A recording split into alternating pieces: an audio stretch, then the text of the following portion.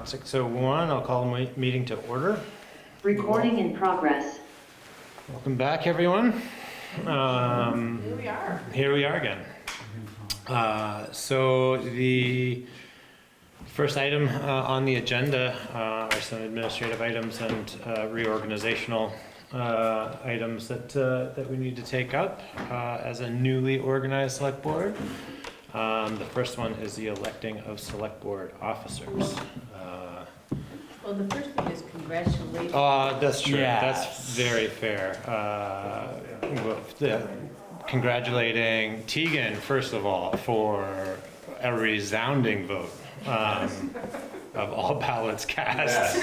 Nearly all ballots cast in favor of Tegan. Yeah, really impressive. To a lesser extent, Bill and I. You know. But we'll refrain from any interpretation of the numbers, I guess. Well, we can't congratulate Toby because he's gone south for the spring. Well earned. So with that, we do have the election, a re-election of officers, however we want to put it, and I'll, I guess, say my piece on on serving as chair.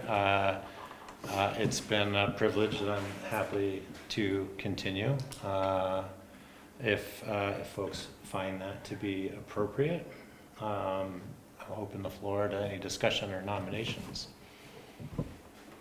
I nominate Jordan. I second that. No, thanks. Third. All in favor? Aye. Great. I'll vote for myself there. Jordan, you're doing a fine job. Thank you very We much. are grateful to have your leadership. With that, there's been some kind of discussion about giving folks opportunity to serve in roles, other roles, and are there any nominations for vice chair? Yes, I will just say I have enjoyed being vice chair and am happy to cut down the number of meetings I attend. Don't be a and would happily pass the baton and nominate Barbara to my place. Thank you, Jamie. I'm happy to take on the vice chair role if folks are, if no one else is ready to do that, and happy to do it. Always pleased to serve the town however I can. Well, thanks, Barbara. Is there a second to that nomination? I'll second the nomination. Great, thank you, Christy. All in favor? Aye. Aye. Great. Thank you very much. That takes care of that. Now we can kind of move on through other official business. The certification of town meeting elections, which do we have a specific document that needs signing or certification, or do we just need to acknowledge it? It may be just a document that needs to be signed by a couple people, is that right? So yeah, the document only needs to be signed by 2 people who were present besides me. Okay. So it doesn't need to be formally approved by the select board. Okay. This is the town meeting result? Yeah. Certificate of votes? Yeah. Mhm. Okay. So have you already collected those signatures? No, I was wondering if you bring it or do I need to bring it? Probably can bring it. Okay, that's all right. I'll bring it out. I forgot to ask you earlier today. Did I send it to you? Do what? Are you able to print the certificate of town? It's in the folder. I can print it, I'll print it if you want me to. Yeah, that'd be great. Bill figured out how to print here. Fancy. You can never lose. James Daly actually left the instructions for how to print on the printer. Oh. So we could all be so wise if we switched. So the next kind of administrative item is, while we're waiting for that to print and a couple of members of the board, I guess, to sign it, would be the discussion and adoption rules and procedures, which at this point have gotten fairly well refined, but there were some, I certainly had some modifications. I don't know if anybody else has some opinions about those. Are there About what? the rules and procedures? So we just need to, approve this every. Annual thing. It's part of the organizational meeting immediately following town meeting. We're called on annually to just re-sign and adopt these. It's also just kind of the perennial opportunity to make any kind of modifications in the spirit of kind of continuing improvement. I think for the most part, we've been doing a pretty good job following these rules as they currently stand. But one of the thoughts that I had was mostly focused on the public comment period, which we made a modification kind of halfway through last year of moving that to the midpoint of the meeting to Yeah. allow us to schedule special guests and other topics toward the beginning of the meeting, because the public comment period hadn't been heavily used, and originally that was something that was added when there was significant turnover on the board, and we really wanted to make an effort to Yeah. kind of accommodate those periods. So it hasn't of late been used in its whole 15-minute capacity. I still think it is something that is valuable to have called out as a standing agenda item. But I kind of prepared some language to give us a little bit more flexibility in how that gets scheduled and when, and set expectations around how it gets used. Which I didn't circulate in advance, but I'm happy to read. I think, you know, if there's meaningful discussion about some of these changes, what we'll probably do is table the adoption until next meeting, until we have a clean draft to look at. But that language would be, first of all, under the public participation section of the document, number 1. I think most of that language stands, but I was thinking that in the final clause, so long as order is maintained according to these rules, I think order and decorum would be a nice inclusion to that. It is mentioned. Number 6 says order and decorum shall be observed by all persons present at the meeting. Yeah. But I hadn't gotten all the way down to number 6 when I was reading. You went through up it, on so 5. I wanted to just kind of emphasize it and add kind of the lead in of that. Okay. I don't know if anybody else feels well or not, that's too repetitive, but. The major change would be for number 2. I think it's kind of lengthy and a bit word salady as it is, especially if you start to like pull out 15-minute content. So kind of proposing that we break it up into 2 additional, like two segments. So number 2 would then read, at each meeting, time will be allotted for a period of general public comment. This time is intended to raise topics not on the agenda. Topics requiring additional time and actions may be scheduled as an agenda item for future meetings, and the chair shall preside over the equitable and orderly use of this time. Members of the public will be asked to keep their comments respectful and directed toward the chair or the board as a whole. Does that take out the 15 minutes? It does. I mean, I think in reality, it's probably going to be either represented on the agenda as something around a 10-minute mark, unless during agenda planning, there's a feeling that there would be some reason that additional time is needed, but setting the expectation of a full 15 minutes with like how packed our agendas have been over the last 2 years. Yeah. It seems like that could be challenging to me. And then the second part of that would be adding a new number 3 just to kind of follow after it, to break it up a little bit. Saying that all noticed agendas shall include a statement noting agenda items may be taken up early sorry, word salad again. Agenda items may be taken up earlier than noted if the time set aside for public comment is not fully used, or if other items are completed more quickly than anticipated. Furthermore, consideration should be given to agenda scheduling to lessen the impacts of completing agenda items ahead of schedule, i.e. or e.g. Scheduling topics and special guests toward the beginning of the meeting prior to the period of public comment or regular board agenda items or regular administrative items. Which kind of gets to that point of right now we have language in there that says there's going to be a statement on each warrant agenda that will be taking up agenda items or could potentially take up agenda items early. This just kind of, I think, separates it from that public comment period, still commits to having a statement like that on the agenda, so that folks understand that expectation, but also an intention to minimize the impacts of taking up business sooner. And so far, that's kind of how it's been working with kind of the restructuring of the agenda, but this kind of solidifies that structure during the agenda. These changes both make sense, but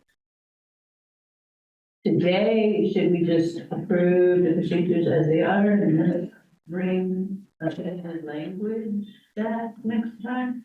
Because I'd like to Yeah, give it the consideration that it is due. And I know that different towns, treat this differently. I like your approach. I know some towns have a 5-minute limit per speaker, which is something that we might want to add in there, which we've never had. So maybe. Yeah, so if your point is that we approve this now and then take some time at another meeting to come all of us forward with some things that maybe. Because I would admit that, I read through this quickly, I didn't know there was consideration for something different, so. If there is room for movement, then maybe we should all have a second look.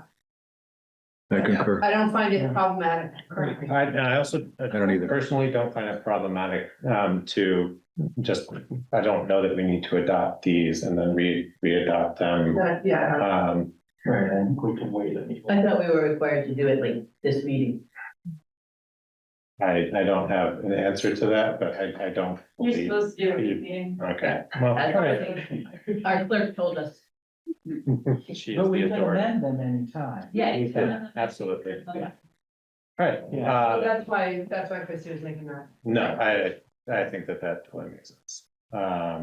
Just wasn't sure on the requirement specifically. Great, well, does anybody else have any other questions other than that, or we can just entertain a motion to adopt the existing ones with a commitment to revisit some modified language at a future date? Which you're gonna share with us. Mhm. So Second. All in favor? Aye. Thank you. So Bill, do you want to print out one of those too then? We'll just have that signed. Oh, sure. I have an updated version. Yeah, with today's date. Okay, Yeah, great. great. Is it business? Over It says ready, yeah, that'd be the one. Sorry, I lost my agenda. local housing development. Mhm. All right, so moving on to a local housing development conversation. Is it on? Yeah. This is a topic of pretty imminent focus. And as kind of conversations have been developing within the community, we wanted to kind of, as a select board, commit ourselves early to the subject matter. And we know that there have been community members working on doing a significant amount of information gathering. And so I'd like to invite David and Linda up, and I think Jan has also weighed in on this particular topic. But essentially, I guess to provide some further context, there have been discussions within the select board about, what do we do about the subject, and how to create kind of the headspace and airtime warranted for taking a very local look at what can be done to address the issue. And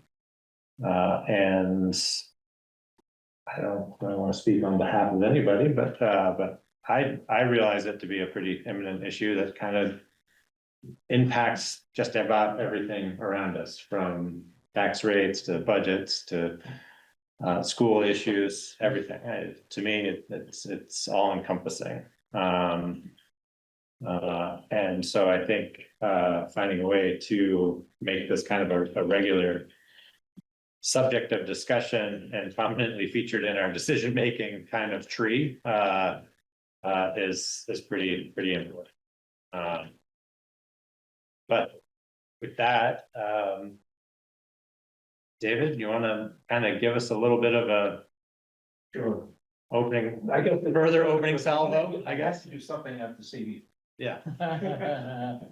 But no, it's been, one of those issues I've been thinking about, working on. I mean, I haven't contributed much to the town's efforts on, whether it's the planning commission or the various boards that are doing things here, but I think it came up several months ago. A property became available in Maple Corner, which I thought was an ideal location for some extra housing.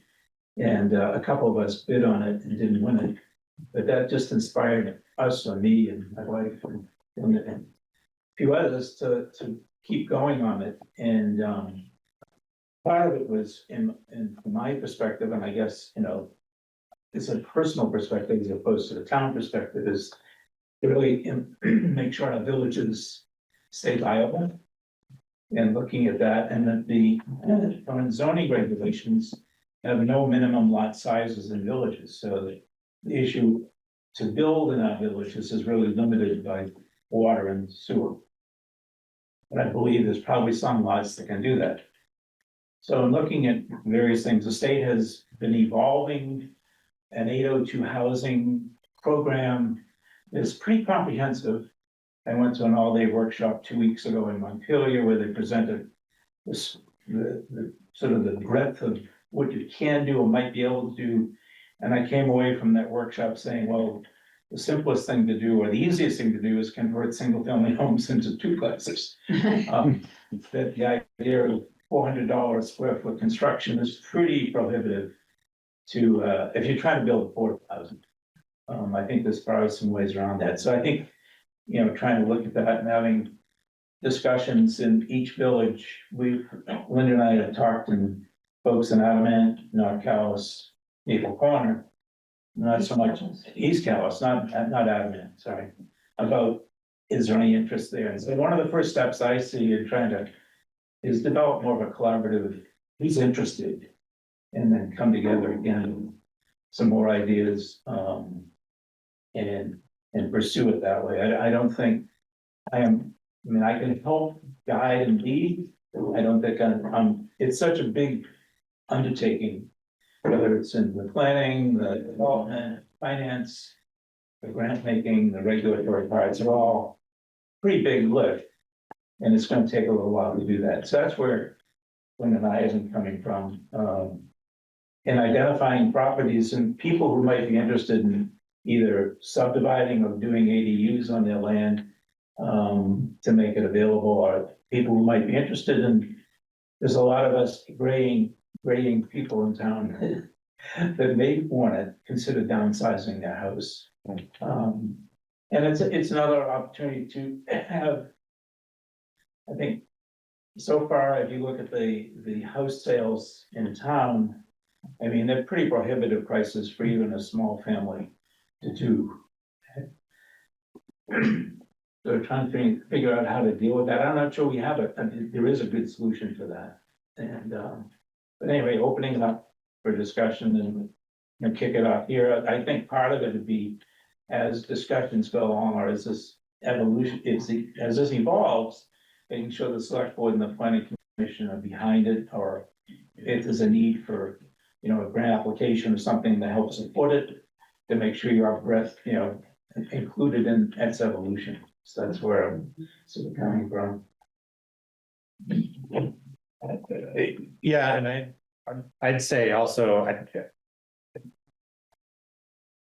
not necessarily, spinning up a dedicated committee but I think largely as it comes up relative to the select board and its work and the direction that it then tries to impart on the committees and commissions and their work is just like, what are the initiatives, I guess, or actions that can be taken, or can we kind of create a repository for me?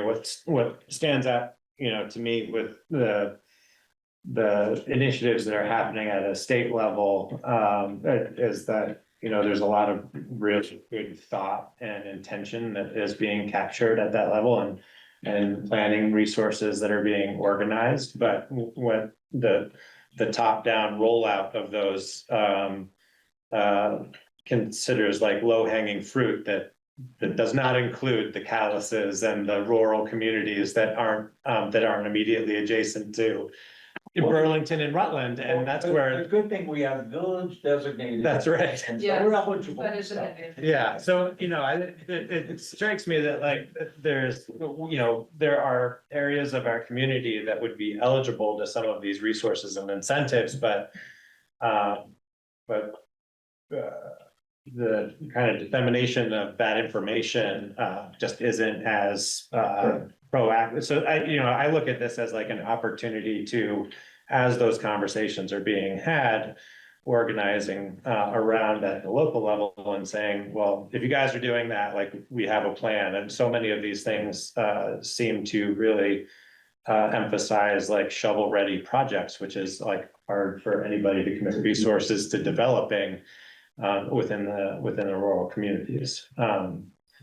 So I mean, I'm open to all kinds of thoughts and ideas and input on, how we use this work or structure this work to be regularly featured in conversations or represented on planning commission agendas, or however we need to do that to kind of facilitate the discussion, so that there are like tangible actions that kind of come out of those discussions.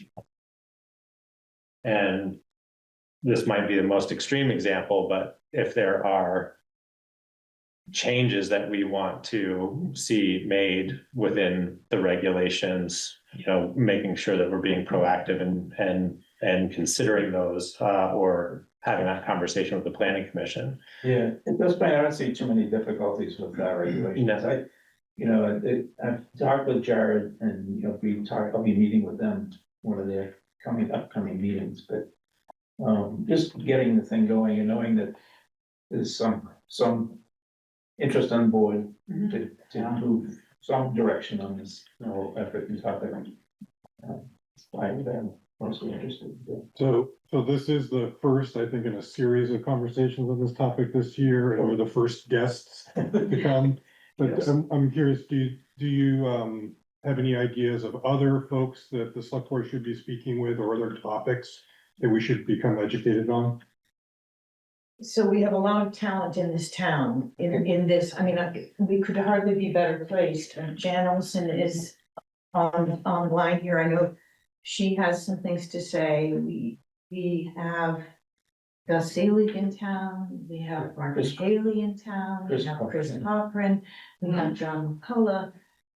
We actually have. Financial people too. Yeah, we have, right, and so, and we have had deep pockets for investing in Calais at different points. If this is something people wanted to invest in, that's another opportunity. Every time I've spoken with anybody, there's a tremendous amount of interest in this. This is something that seems sort of generative, it's almost like a groundswell. So I just wanted to mention that, because in each of the villages, there are people already interested saying, I'd like to do that.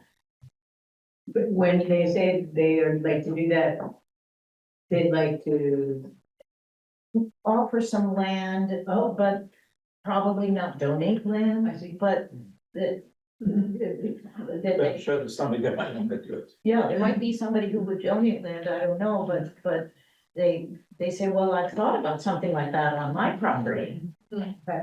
And, yeah, so I think you have maps of it, David Yes. sent to you, and the districts are pretty well defined in there. Yeah, the maps are helpful. I mean, there are parcels there. Yeah, I mean, the issue with water and sewer is one that still has to be tackled, and Yeah. to the extent that we have good data on that. I mean, the state maps are not great, until you do a perk test, you're never gonna know. Right. So, finding, if somebody's volunteered that, we can come up with a cadre of money just to do some test pits, that might be useful. Anyway, we're just getting going.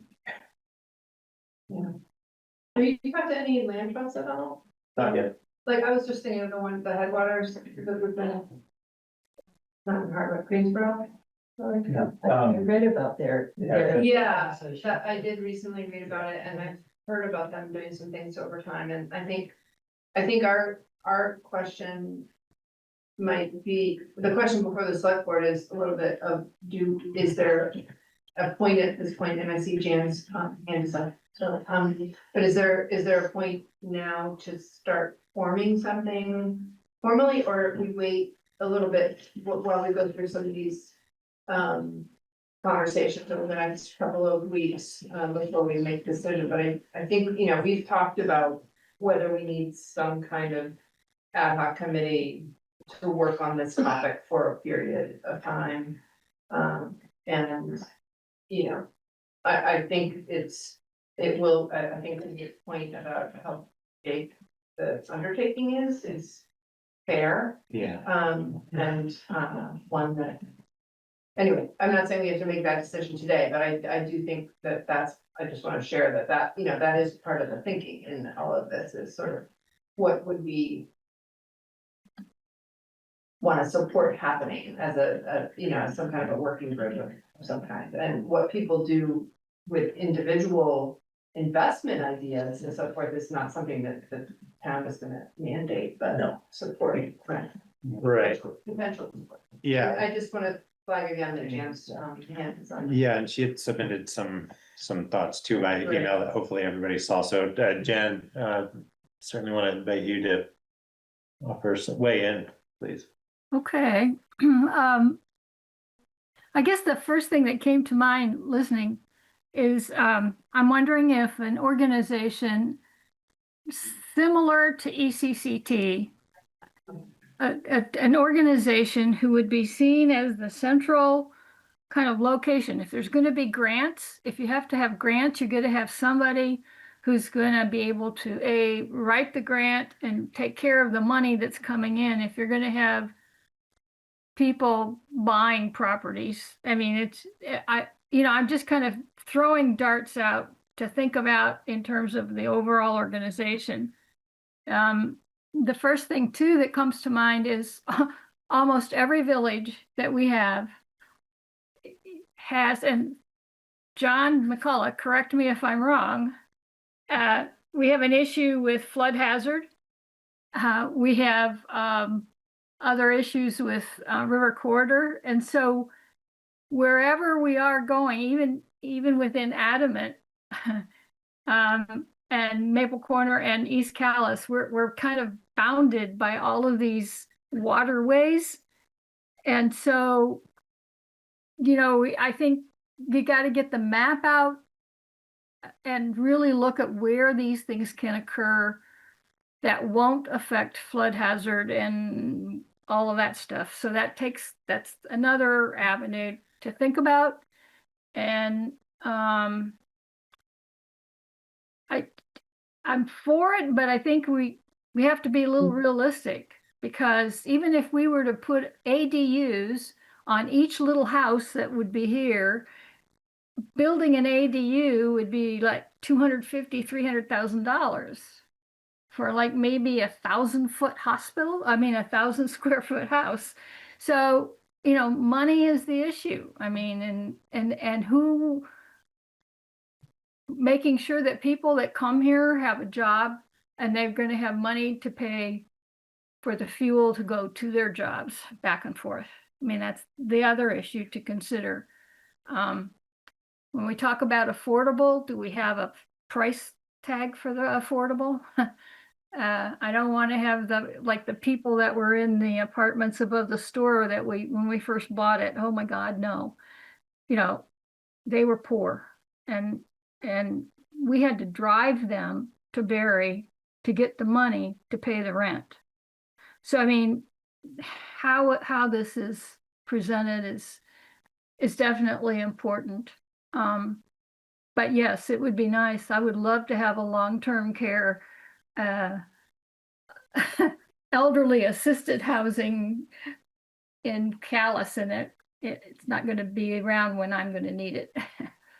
So those are just some way out thoughts that, John, I think is going to be really important to have on board in order to, sorry, John McCullough, but you are, to help with the placement. I mean, the first thing you do when you look at a property application for building is you look at whether the septic that they have is able to handle another quote unquote bedroom. And so, we have to consider all of that stuff, which is in at the state. So those are just kind of realities and reality bites. That's it.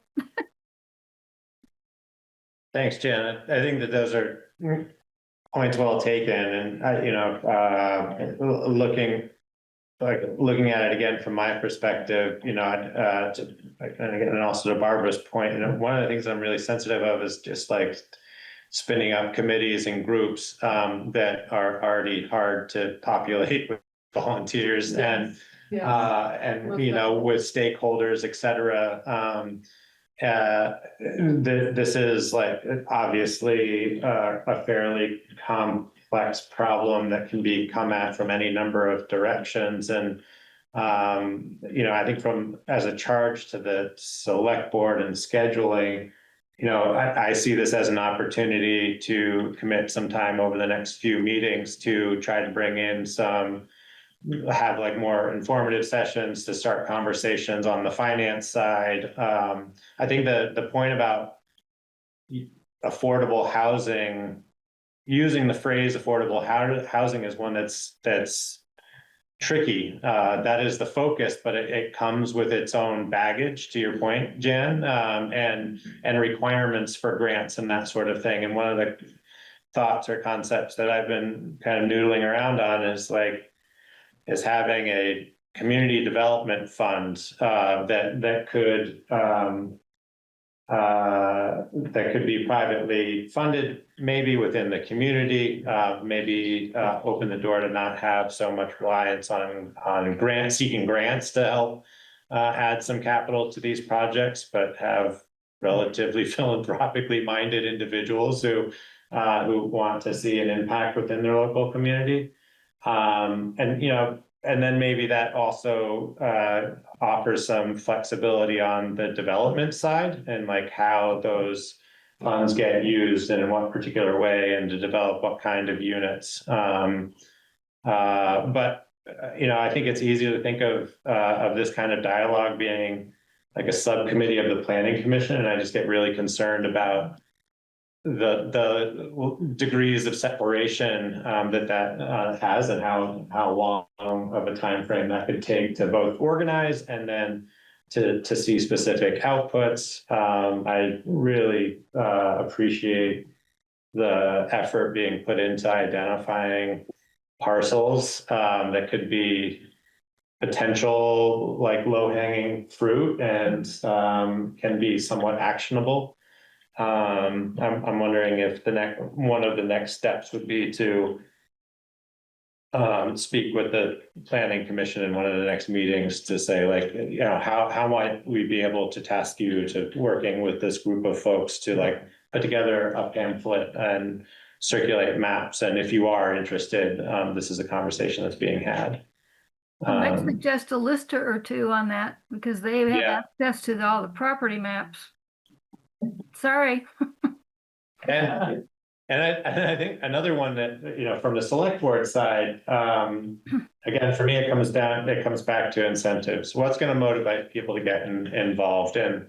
And as I've noodled around trying to find how people are trying, like how municipalities are trying to organize folks to participate in these processes, I haven't seen a lot of examples of those, like either short-term tax incentives for subdivision or something like that, which could open up a whole can of worms and hot topics. But I don't know. It's we got to start throwing a lot of spaghetti against the wall at this problem.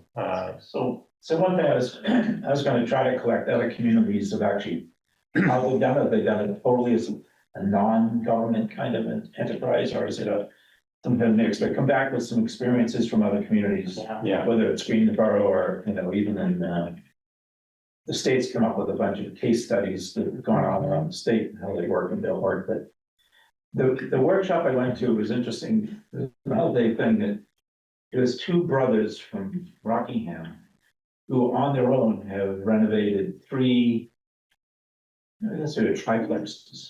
They were falling apart. And they did all the work themselves, which I don't know, it's not a model that I'm gonna do. But they were concerned about those falls falling apart. Yeah. That's one of the questions I have is about rehabbing existing structures, and also just the condo model doesn't have to evoke a new set of buildings. It can be an existing building that is And as perhaps too large for one person to live in anymore, that kind of thing. So, and then the septic thing and the bedroom thing connected with, Yeah. is it capacity, or how do you convert a bedroom into a den? Take out the closet. That's what I've heard. But I think that one of the other things I would just add is just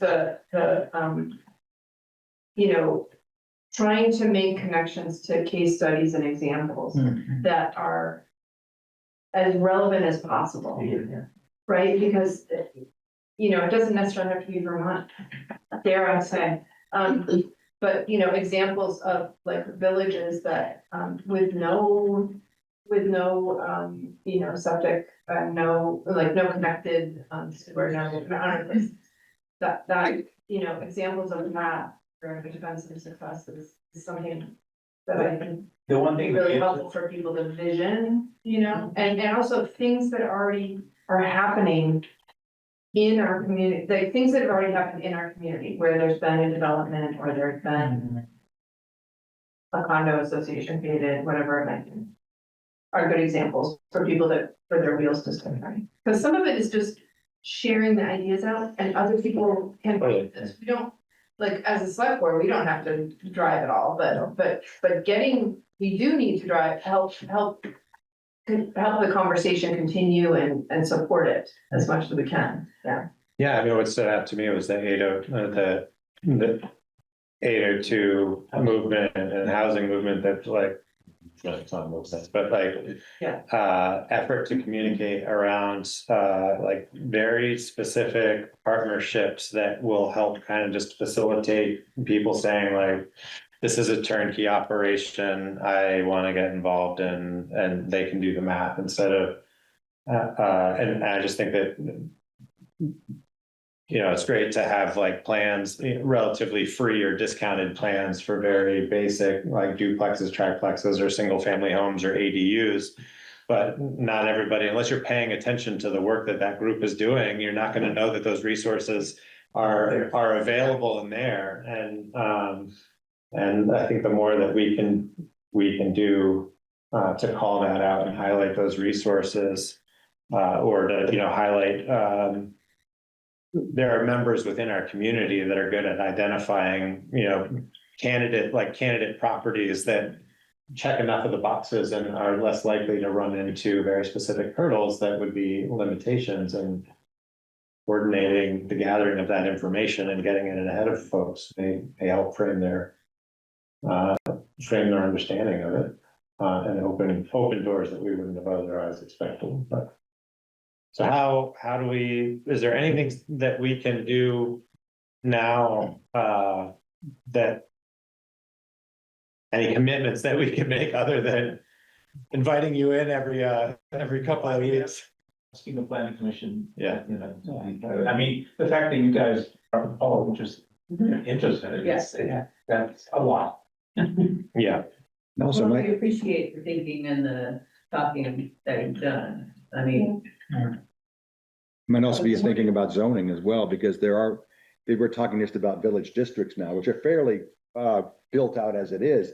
But there's places close by, but you also have 3-acre zoning and things like that. How do we get by? How do we, as a town, say, you know what, we're gonna make some exceptions here, so somebody can put something in? I don't know. yeah. Like, Well, Yeah, yeah, but that's why you get planning commission involved, because then you can change the regulations in order to Yeah. adapt to allow for the increase of the housing. And so, you know, the regulatory process that the planning commission is in charge of becomes important for this. I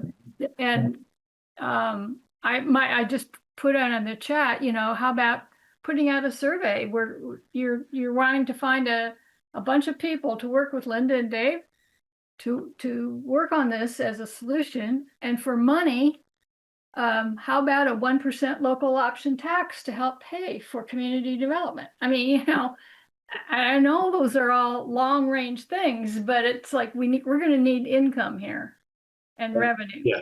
And how are you going to get it? And I've been curious as to, we've got a lot of people that rent short-term rents, and they probably have to pay, if they're registered with the state, they have to pay room and board. And I know it's an extra thing on the stores in our villages to have to pay another 1% local income tax, local options tax, but it might be revenue. yeah, I don't disagree. I mean, we're gonna have to put all the options on the table, I think, so to speak, and look at them. I do think that from my perspective, as a community, we just need to be careful about, you know, which tangents we spend time kind of spinning around on, just relative to the economies of scale and, you know, the impact of an options tax in Calais and versus the conversation that would ensue and the airtime that would potentially take up. But again, I think that that's something that could be tasked to a planning commission or a subcommittee of the planning commission to kind of vet some of these things out, or volunteers within the community who are willing to do the analytical work. We have so much information already available to us. That's public record. I don't see why we should be getting in the way of folks helping us with that kind of analysis. And yeah, and I think there's, you know, it's not like David and Linda are here saying, we're gonna handle this. Yeah. Like contact, you know, like I think we have to take care of, not to imagine that, but I would just remind us that we adopted the town plan that required, you know, that whose goal states specifically 19 homes a year, which has never been done since the sheep were all here. So that, you know, I mean, these are grand goals, but I think this kind of initiative and the opportunity to, you know, convene periodically, having some more open discussion like it was necessary to do during the forming of the town plan probably is a good idea, and that's a place that we in the planning commission can support, where ideas can spark on their own and not necessarily be driven by us. And then has Down Street come up and been said tonight? I feel like it hasn't been said. No, but that's, Have you- they're on the list. Yeah. Yeah. I mean, it's part of the challenge is that we are not the focal point at the moment, right? Or the focus, we're not the focus for CHIP, we're not the focus for a lot of things, so, but they might have some thoughts about. Well, the new money that's coming in for infrastructure though it's guy, it talks about water and sewer, I'm not sure that wells and septic may not be a stretch for some of that. Right. Although I think everybody hates tax increment financing to me. But, Yeah. potential. And I was also thinking about the Northern Borders Regional Commission. Yeah. How do you? I have not for this topic, I did it for fiber and I wasted a lot of hours writing. Really? Yeah. Application. And Okay. that's been my experience with Northern Borders and all other projects. It's a very intense grant writing, and it's very competitive. No, it's and- increasingly competitive. Well, it's- yeah. Truly, but I think it's, Yeah. anyway, some of this, the fact that. You know, I suspect there's other communities that are similar to us that are having some of these conversations, but there's something in there maybe where, whether it's Northern Borders or another source of funding that maybe congressional delegation or something, if we become a guinea pig, to some extent. We'll go for an earmark, right? Yeah. Yeah. Yeah. Well, all we need is a pilot program. Right, that's right. That's right. The good thing about earmarks is there's never any administrative money. Yeah. Yeah. It's all volunteer. I get like, I wanna just like keep beating this drum, not necessarily as a naysayer, but my concern about the time that gets spent going after the grants and that sort of thing is they come with not just the administrative burden and the effort, but they, to get the funding, there are a bunch of requirements that then come with it just for the way that they get there. And USDA is the worst. Yeah. Alright, so all we need is wealthy developers. Wealthy developers who don't want to make a profit on the development of units. Well, thank you again, David, Linda, and Jan, really appreciate it. Yeah. Good one. Luckily, we can coordinate fairly well with. Good. Thank you. Thank you so much. And we'll just keep working on trying to set up. Yeah, so we have Jared committed to the 23rd Yeah. today, and I was thinking VHCB, or have a conversation with Gus anyway, I think about April. Yeah. And then, again, I think this is the same question, the regional planning commission maps that are supposed to be coming forward. And when we do those. Yeah, I don't know This enough week- about that topic, but I can learn a little. What, I mean, wasn't that about development, like land that was Yeah, that could potentially be developed? The new Act 250 maps Right. that will make it easier to develop certain parts Right. and impossible to Right. develop other parts of our town. Right. Yeah, I think well, relative to the last informational meeting that we had on that, the tier 1As and Bs are largely still just like the larger Right. municipalities, and that's where all of the easing of Act 250 development incentives are coming, and the tier 2, which the vast majority of the state falls in, there's essentially no change or incentive, and then there's heavier restrictions on the tier 3s, which align with kind of really sensitive ecological. But wouldn't that help us, doesn't that still give us information about where not to look and where potentially we could look? Well, we were looking at the village center. Yeah. So- Yeah. I mean, the Act 250 stuff turned out not to be that helpful to us.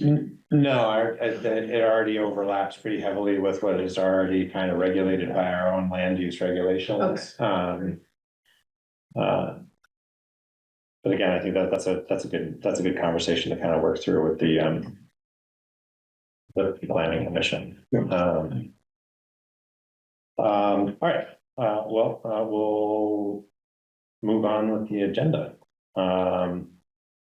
Next item up is public comment, which we've got a few members of the public on.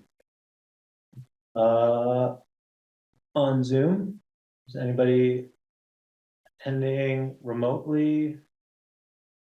Linda's probably here for the town hall. Yeah, I would think so.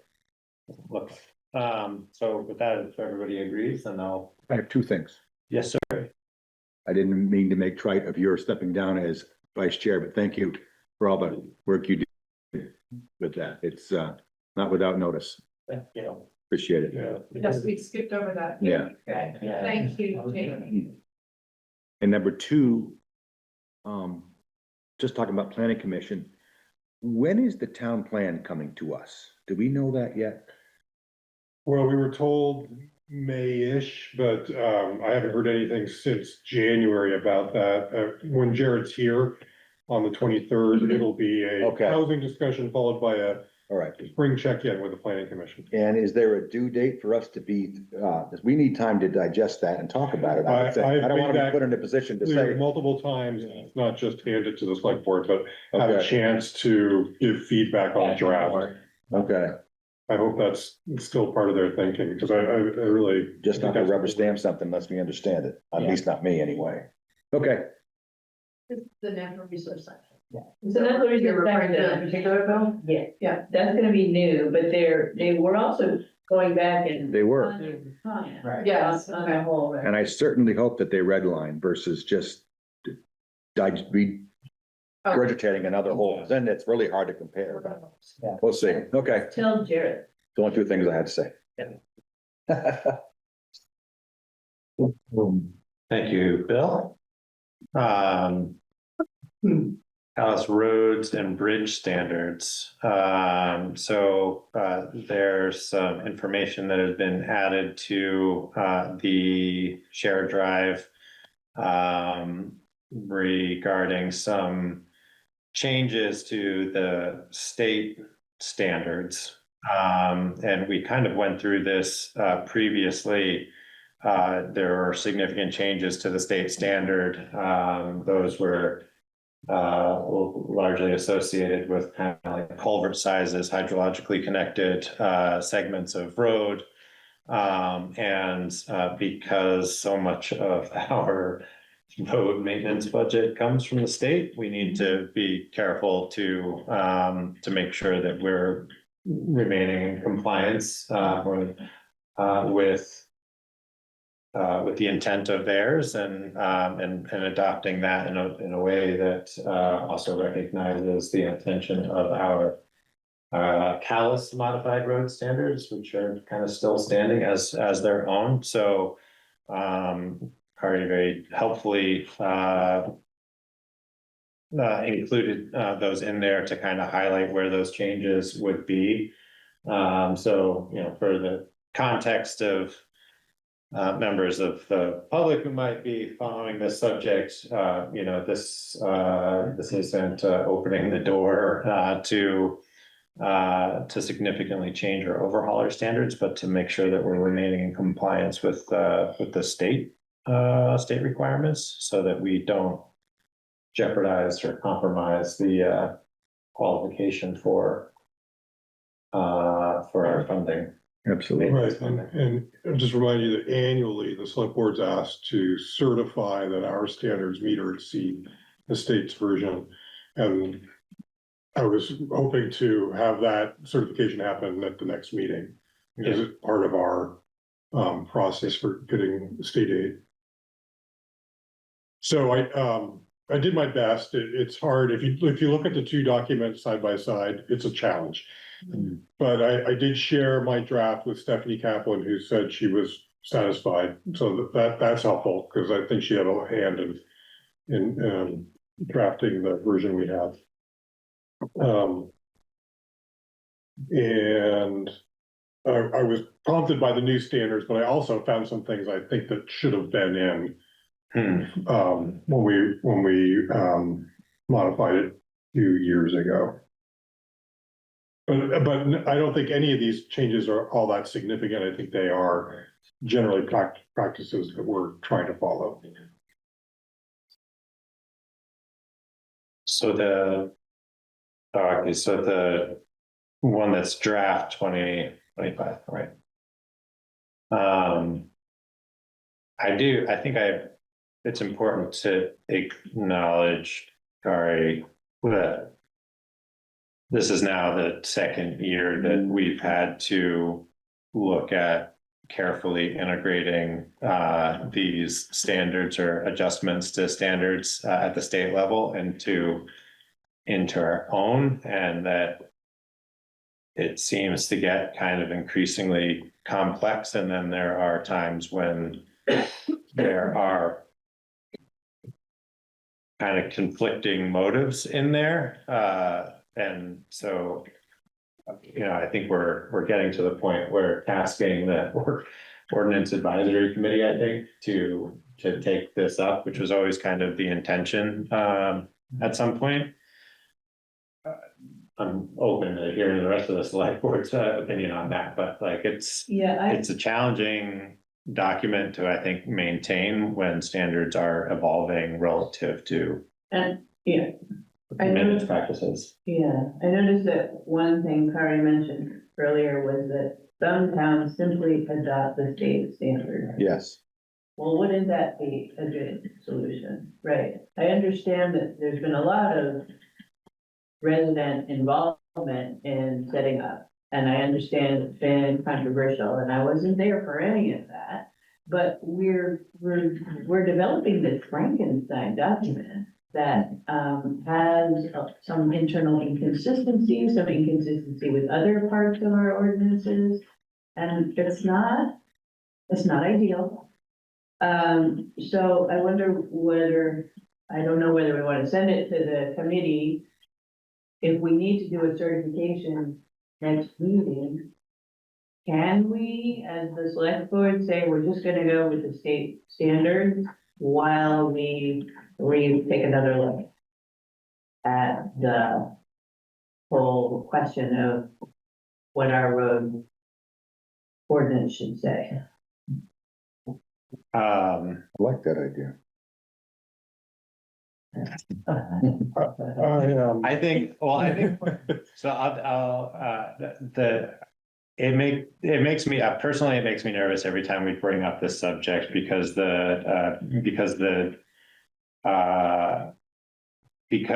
the amount of funds that are coming from the state to support and offset our maintenance costs is significant, right? And we want to be careful, and the language around that certification it doesn't mince words about our obligation. But at the same time, when you last year, I remember when we went through this and we sought kind of clarification on that. It's the certification is an obligation to kind of like continuous improvement, and when there's an opportunity to improve, the language reads that you're certifying that everything in town meets the standard or your standards, but the statute says that it's relative to your efforts to bring things up to the standard when the opportunity arises, and not that you're overhauling the road system all at once. So I think that does afford us some comfort, and saying that we are working towards those standards, and certainly every year taking a look at what any new requirements are, and making sure that they're integrated and adopted within our modified road standards. It speaks to the intent there, but I agree with you. This is getting to be kind of a Frankenstein document, and we need to kind of create an environment, I think, for a kind of more comprehensive comparison between where the state standards are, and what this document is. And I would say, as your road commissioner, I have some real challenges with this document. I do think we owe it to ourselves to go through it in detail and see what should be changed, but I wouldn't rush that. Just from a process point of view, because that's right. I know that there's a lot of sensitivity around this. I spoke with most of the people that were on that original committee, and I have a sense of where they're coming from and how much this matters to some of them. Okay. And so you would then, therefore, because of that, not say, oh, just go with the state standard. I personally would recommend not doing that, just from a sort of political point of view. Just, you know, out of respect for the committee members, they would have wanted to have been invited. Yes, I do see that. And, But we need to certify something yes, soon. And so we are gonna certify Frankenstein. well, that's what's been going on for the past few years, and Right, okay. it's worked. All right. We're still here Okay, receiving state money.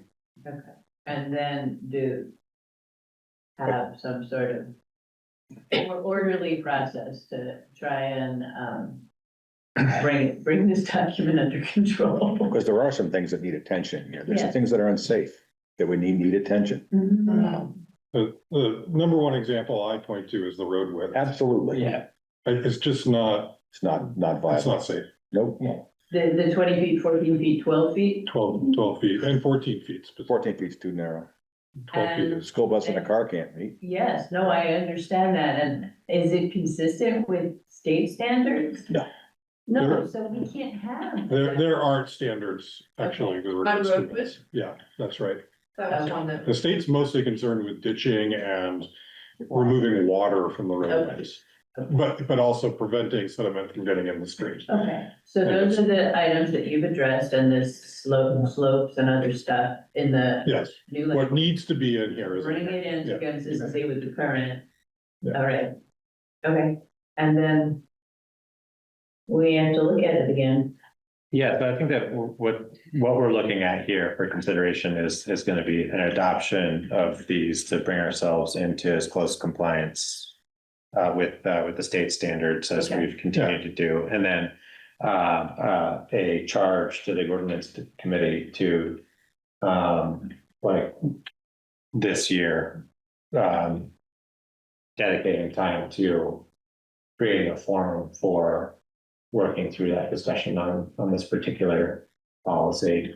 And then next meeting, we're going to have a mileage certification, the Yeah. usual annual certifications that we need to sign. So expect to see that next meeting. Yeah, that's right. Is that sounding? It sits with ordinance committee? Unless we want to dedicate time within the select board to working through that. Right, I mean, last time there were substantial changes, it was, the select board created a I know how committee, committee. Is that this advisory committee? Yeah. Exactly. which So was that was only 2 years ago, challenging. No. No, that was at its origin in 2015-ish. Yeah, Yeah. Before that, probably, it was probably like 2014. 2014. I wasn't directly involved, but I remember it being very contentious, you know, it's sort of the one side wanting to preserve the charm of Yeah, old time And country. narrow road. Well, you can look at the list of people who are on that Yeah. committee and recognize that there are some forceful opinions on that. Right. So, what is before us today is to act on the proposed amendments that Kari has drafted for us to bring the Calais standards into compliance with the state standards where we need to. Yeah. And that, those are pretty limited and looks fine to me. So, I mean, I would and see, we need to do it, so, yeah. Yeah, so with that, can I get a motion to accept the proposed changes as presented by Kari and adopt the Town of Calais, Vermont Road and Bridge Standards as updated? So second. All Thanks. all in favor? Aye. Aye. Which of you two got to it first? Dealer's choice. David, you can take it first, thanks, Thank you, Meadow. Quantum singularity. Meadow. So let me also pass along that Stephanie Kaplan is very concerned about enforcement of these standards and wants to speak with the select board about it. She couldn't be here tonight. And that's again primarily about the width. No, I mean, all of it. I mean, many parts of the document. Okay. And she's also, anticipates having more free time in her life and is interested in joining the advisory committee. I mean, I'm the ordinance advisory committee.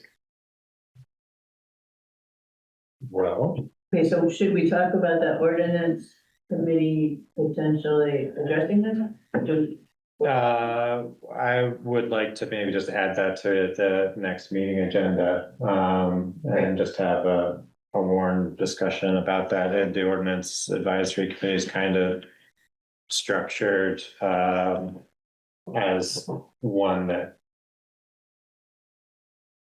can bring on additional members, when topics change. And so I think it would be appropriate to just have a more direct and dedicated conversation around that in the next meeting. And that Okay, I'll make a note. provide community members, I guess, to weigh in the forming of that. That sound about right, Tegan? All right. So we did adopt those. Next up is some administrative items. So we have the approval of the minutes from the February 23rd select board meeting, which were posted to the share drive. So everybody's had an opportunity to review those. Are there any further discussion of them? Concerns or edits? I thought they looked great. Well done. Thank you, Matt. Is that too much, or should I truncate it if it's too much information? I was not at the meeting, but I thought it was a great amount of Yeah. information. I was able to see what happened as a person not there. So they were good. No, perfect. Well, I appreciate the feedback. Thank you. We've gotten feedback over the last couple of years about appreciation of thoroughness of minutes. More detail than past years maybe had. And I think that's a good trajectory to go on. Awesome. You have to buy some more cloud storage, but. It's kind of related, we just got a very appreciative town person who hadn't realized we were recording town meetings, they can't come for whatever reasons, and he and his wife sat down on Friday night and watched town meeting. Oh my God. Just available. Oh my God. Big bowl of popcorn. I actually heard, They upped the speed. I heard from somebody today who said they watched it too and really appreciated it. Wow, nice.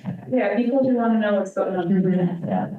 To that end, the new legislation requires that we record the meetings, and I think, Meadow, that while we've kind of been erring on the side of like comprehensive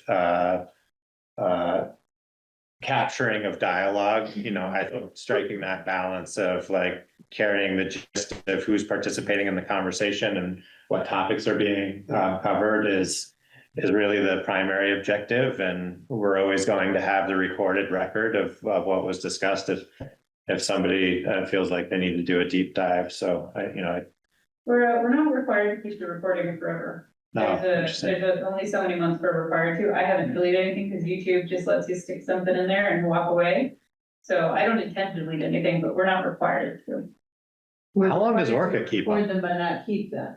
How long does We're Orca? required for them to keep them available for a certain number of months. Yeah. I can't answer, but a long time. Yeah, I don't think we erased anything. Okay. good to know. Anyway, well, thank you very much, Meadow. With that, can I get a motion to accept the meeting minutes from February 23rd? So moved. Second. All in favor? Aye. Aye.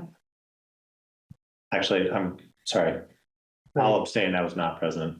Same here. Mhm. Trying to slip that under already. In their approval.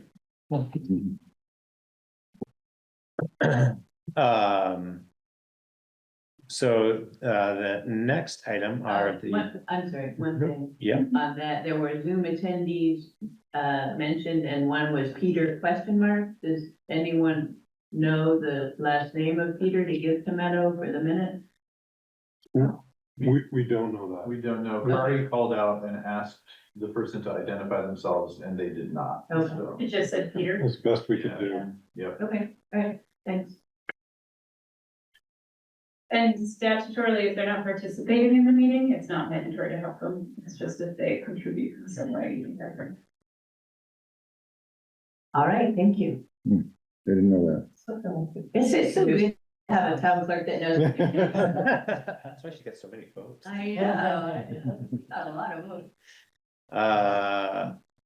Maybe it was the, never mind. that. He's up later. Yes, Mhm. let's not joke. Vote to approve the board orders and sign them. So also posted to the shared drive, and hope everyone's had an opportunity to review those. Are there any questions about the board orders for Kari? You know, not. Kari, do you have any other comments about the board orders? No. I didn't see any. Pretty straightforward. Can I get a motion to accept, approve, and sign the board orders as posted to the shared drive? So moved. Second. All in favor? Aye. Aye, thank you. So the next item is a little bit of a discussion about a modification, or I guess an adjustment to our insurance policy for the town hall to include equipment that was installed upstairs so that it's covered by the town's insurance policy. Is kind of part of an ongoing conversation with the Friends of the Town Hall. They asked, you know, it's a significant amount of equipment. It has a meaningful amount of value. It's worth being insured, and the Friends are looking for some assistance to find kind of the most efficient method possible to get that coverage. Ari did some analysis and found that it was reasonably efficient for the town to carry that. And I don't have the numbers off the top of my head. Well, they had a feeling it'd be cheaper going through the town, and they were right. It was about a tenth. Yeah. Less than a tenth. Like well over almost $800 a year versus 60. 68, Yeah. and you mentioned that Friends are willing to reimburse the town for the 68. Correct. Yeah.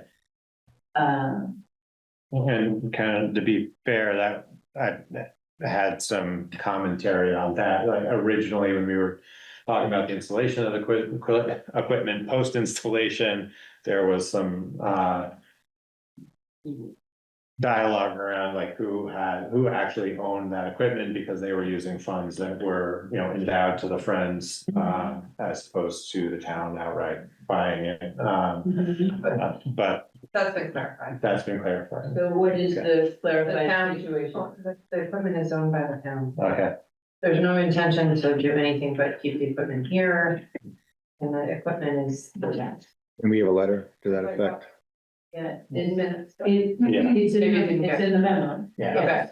But I guess, it would be good to have it on one of the contracts or something. Right, one of the things I have, yes, I appreciate that. I will, we're trying to identify the.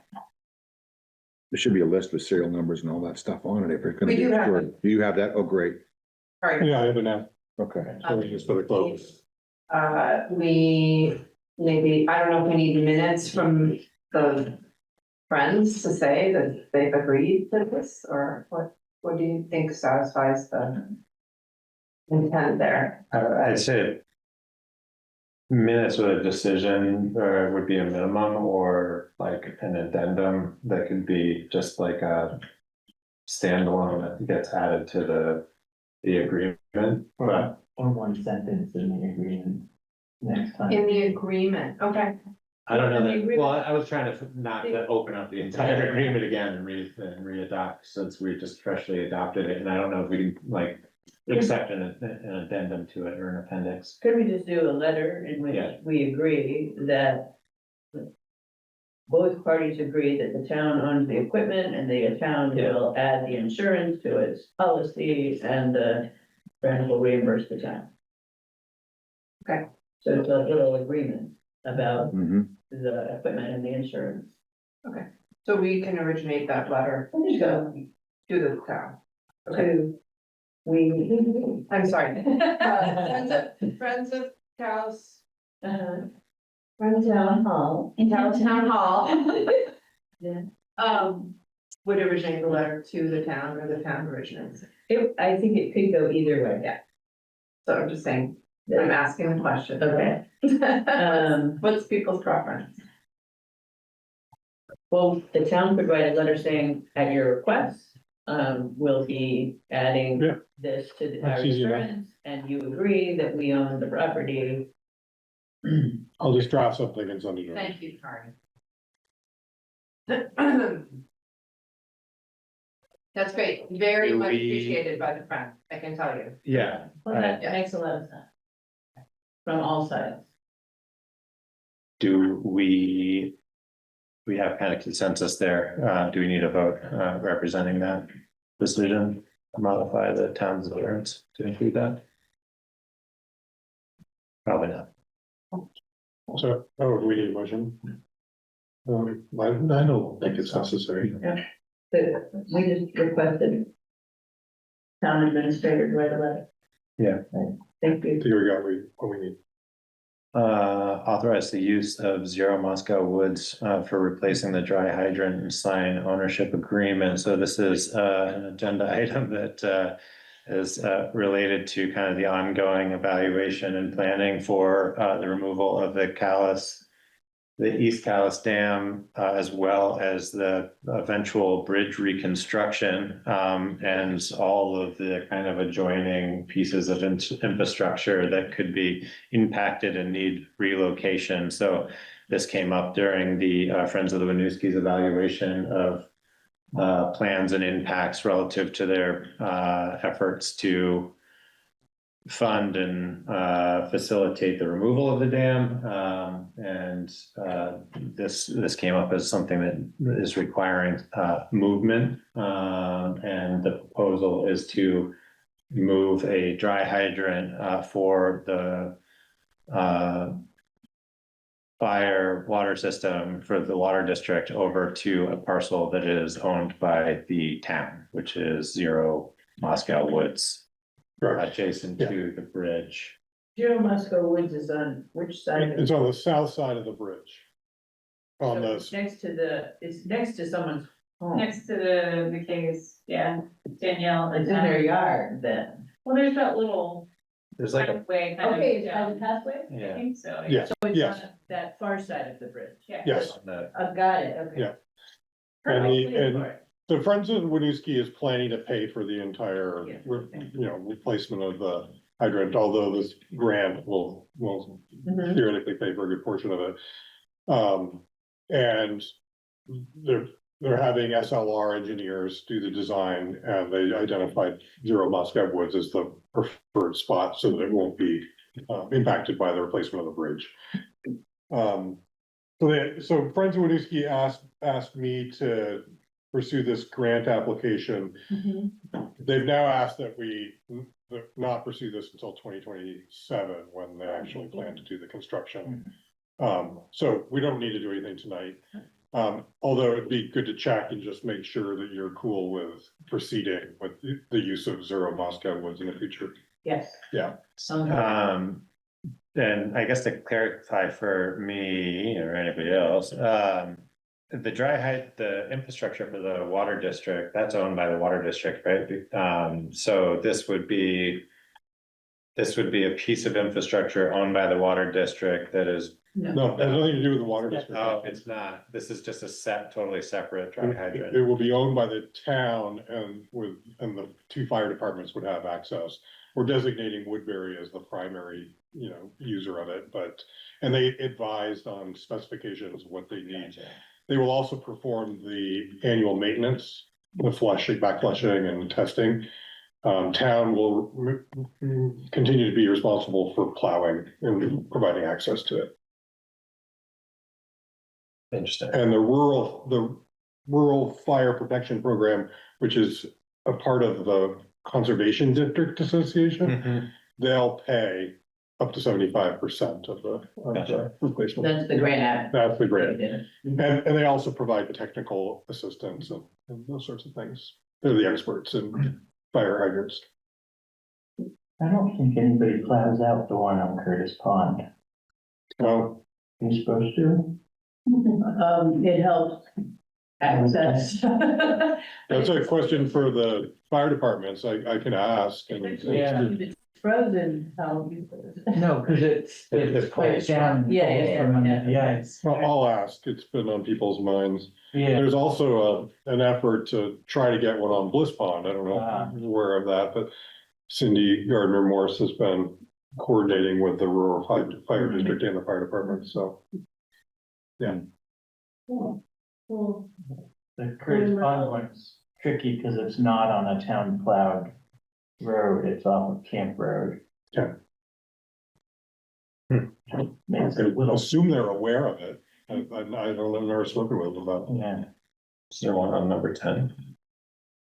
I don't think so. There's not that I know One of the questions on here is where's the closest next one to Smelt Montpelier according to the fire departments? Right. Wow. I would think that number 10 might want one. Or at least the North Calais Village, Right, that seems like pretty you would think, significant. somewhere on that shore there. of. It's pretty shallow in there, though. That's the only thing Yeah. about that, but Well, yeah. Curtis Pond is not. Yeah. Very deep. It's right in the cove. Yeah, Number 10 is deep. That's what I'm saying, number, yeah. depending where you put it, yes. Sounds like a project for the emergency management committee to Yeah, kind of review inventory of fire resources. Special resources. Let me, I'm gonna ask the fire departments about it too. Yeah. I'm sure they're in favor, Yeah. but they also might have thoughts about location. Location. right. Great. Well, thanks for that conversation and we'll table that, I guess, until I guess they're signaled by the. Whenever they're ready to apply, Yeah. Well, do you need, I mean, we could just. We could do the landowner agreement now. But there's no rush. Yeah, I think that's probably makes the most sense to do it closer. Yeah, we can do it in conjunction with the actual. Yeah. Right. Next is a little conversation about a new truck purchase. So we've got funds allocated to another truck purchase, which is interesting because we're still struggling to get one that we authorized so many years ago. But the need is imminent, I guess. And the road crew is anxious to start working with potentially another manufacturer and buying the trucks that they've been authorized to buy theoretically. Yeah, so admittedly, I don't have as much information about this as I would prefer. I don't have a second quote, which I requested, hasn't been produced yet, and I don't have the financing information. I requested that. But we do have a quote here from Mack, Trans-Eastern Truck Centers would be the dealer, a Mack truck. That would potentially be ready in July-ish. Oh, 26? Yeah, the chassis, Okay. the plow would be 3 to 6 months, which is the same time that we were quoted for the plow we're waiting for the 24 truck, Western Star. But at least we would get in the queue and theoretically be ready for the next plow season. That's really the motivation here. So, so I have that quote to, net of trade-in, $231,390.46. How does that compare to the Western Stars we were buying? It's a good question. It's right in the ballpark. The trade-in value is better. So I think that offset, and it may be equal. Okay. Yeah. I actually think you could wait 2 weeks and I could bring you the rest of this information. Why did the road crew decide to go with, have they talked to people who have Max? They're really unhappy with, Well, they are, but with Western Stars. yes, they share notes with neighboring, crews, and Mac seems to have a better reputation. Charlie Boys does not have a positive reputation at this time. Yes.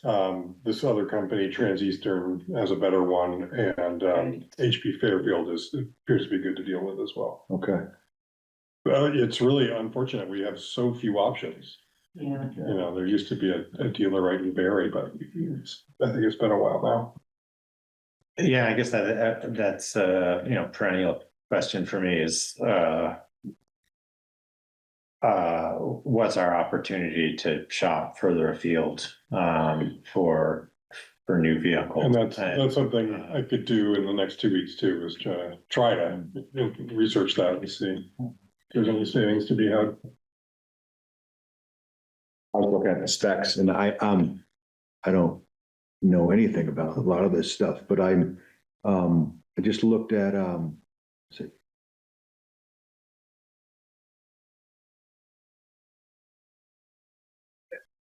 I had it, what did I do with it? Here it is. It's on page 13, performance predictor. And it said loading or unloading surface type. It says concrete loading and or unloading surface. You don't load or unload on concrete. I just don't know what that means or what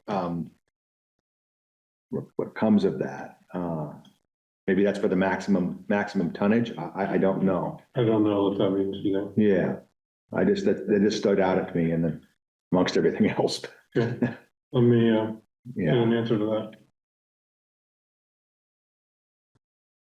that. Any others? There's an opportunity to learn about trucks. This is a very comprehensive thing. No, I just have another, it's just a note to follow up with some conversation around capital planning that was had at Town Fair this last year. It was put on by VLTC, and there's a whole breakout session dedicated to municipal capital planning. And during that, it seemed like they were kind of working in this direction, but I kind of raised the issue of, it seems like these individual municipalities are working some harder than others to bring structure to their capital planning. But if there was a structure that was standardized for capital planning being led by one of the regional planning agencies or VLTC, it seems like that would bring municipalities into a stronger position to cooperate in their planning and purchasing. And that seemed to resonate with the staff of VLTC, and that seems to be the underlying intention. Good. But I haven't followed up on that particular conversation. I'm happy to revisit those notes, and if anybody's feeling motivated or has the bandwidth to kind of take them and run with it, please let me know. But these onesies and twosie truck orders every year to 2 years just seems like a really crazy way for a municipality of our size to be. Considering There's so much consolidation at the retail level. Yeah. It makes no sense that we're so small. And we really don't have that. I mean, the latest experience with Charlie Boys is I think exemplary of the limitations. We have no leverage. And Right. That's the experience. prices change, and we don't have a lot of options, and we're fighting to get things that We're just not their preferred customer. There's just no But sense. if 5 or 6 towns were up for a truck the same year, maybe That's right. you might get a little better, yeah. Unfortunately, the Agency of Transportation is not looking at new programs. They're contracting. Right. Well, we'll kind of table that. I think, Kari, that'd be great if we could. Yeah, I will bring come back. with at least some other comparative information, but certainly hear the feedback from the crew and the desire to kind of get that rolling, certainly knowing how long these things take to play out. Next up is some dialogue around the town meeting and kind of a, well, we won't call it postmortem, because I think. Well, the really minutes won't. first, But yeah. First up, yeah, approval of the minutes, which were posted to the share drive. Has everybody had an opportunity to review those? Yes, Are there any questions or changes, modifications? I did note one, I think is an error, and then I think there were a lot of things mentioned that we should follow up on, which I guess is the Yeah. next Yeah. discussion, right? So at the top of page 3, there's a bullet that says Doug Lilly asked about the Kent Hill Road reconstruction project. I believe that he asked about the county road, which was what all that discussion was about why outside contractors came, wasn't it? That was actually the Kent Hill. That was Kent Hill. French mattress. There was another resident who, Company. yeah. Okay, thank you. I stand corrected.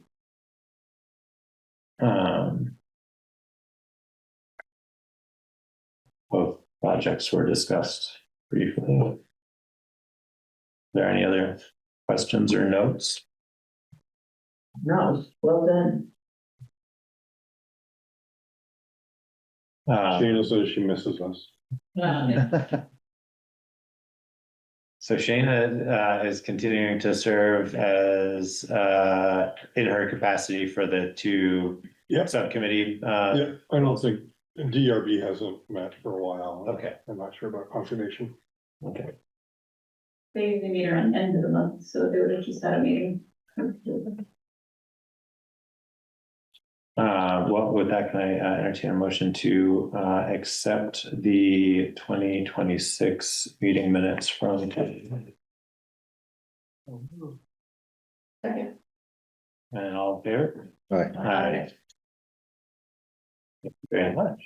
So the reflections on town meeting. I want to recognize Barbara and Tegan and all the volunteers that contribute to making town meeting a successful opportunity for members of the community to exercise their democratic right to vote and have a say in things. Meadow also put in a full Yeah. day that day, beginning to end with Barbara and me. It was very impressive. Thank you, Meadow. That's a real drinking from a fire hose opportunity. And yeah, absolutely. Thank you, Meadow.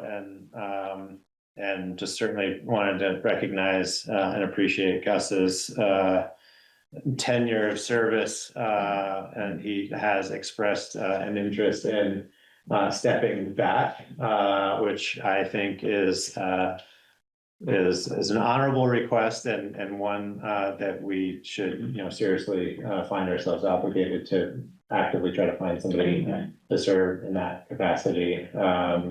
Gus has mentioned that he'd be happy to work with whomever is interested in that, but Meadow, I think that this is going to probably turn into a regular call for anybody who's interested in potentially serving in that capacity, just because we want to kind of get ahead of any kind of training opportunities for VLTC and getting them comfortable with. This isn't the kind of job you asked once, I think. No. Asked a few times. I heard they want to make it public yet, but I did hear from someone who is interested, so I'll follow up with that person and see if they still. That's super encouraging. I think that, I'd say that there's just the willingness to do it, and then there's the commitment to learning how to do it, but then there's the interpersonal skills required to do it. And I think, it's been kind of a formality to elect and nominate Gus every year, but I don't think it would be entirely inappropriate that if somebody was interested, that we maybe take some time to bring them in, invite them in and have a conversation with them, just so the select board is. Absolutely. And the town clerk is comfortable with that particular. Yeah, and I would say, I don't know if they'll come forward, but they have my approval as far as the personal and the ability to hold the room appropriately. And invoice. You're having conversations. Yeah, I know. Great. Great. Terrific. Thank Thank you. And I just want to add thanks to Friends of Calais for the fabulous lunch. Yeah. Absolutely. That's such a nice tradition, and I'm glad. It really is. And I would, Coffee and tea, they were there early. And they were just the, childcare or do you guys? No, Community Connections does the childcare, but also does the K. John. Right. Yeah. break the microphone runner, was good. Yeah. And I want to thank Kari for the excellent presentation. Yeah. I think definitely set the stage very well, and we got some positive comments about it. People really liked it. Actually, people were asking for more. People, was it in Front Porch Forum, I think, someone said, Yeah. can we have a little, a more formal presentation before each article, setting the context and, I think the issue of the general fund balance came up because people misunderstood thinking we always have that much money just sitting around. But that's up June 30th and you have 3 more months of spending. So it's a line in the sand that you compare with, but it's not that money's there all the time, And I think we didn't explain that well. Okay. Yeah, That was probably my favorite part of the meeting was that discussion. Yeah. Cause, I first of all wanted people to be aware of that it exists, what it is, and at least know about it. But then we actually went into sort of the policy level of like, well, what is the right amount? Right. And there were loud voices saying, well, that you're holding on to too much. I heard from others who said, probably need much more than that. So Yeah. I think we should revisit it at some point and, So that was one of our follow-ups, I think. We did say we would revisit it, Yeah. and there was support for Yeah. having a conversation about it. And Yeah, I think that was great dialogue. Huge kudos to Kari for the presentation. Like, Yeah. the last couple of years that we've integrated that, I continue to get feedback that it's a level of professionalism and insight into the finances of a town of our size that you don't see everywhere. And I think it really does kind of facilitate that really quality engaged conversation around policy that is helpful for the select board to hear in that forum, because we get so few opportunities, I think, to really get engagement around that. And frankly, I think it helps avoid the kind of granular picking of nits at the budget. You get to have a little bit more of a policy discussion about these are the trends of the town's finances. These are the pressures that we see. This is what informed decision-making around setting this year's it just really serves up that conversation. I do agree with Bill, halfway through that conversation, while I was sympathetic to kind of the questions and the interest in revisiting the policy, I think folks were too fixated on what that number was, and weren't paying attention that really what you're seeing there is a delta of 30.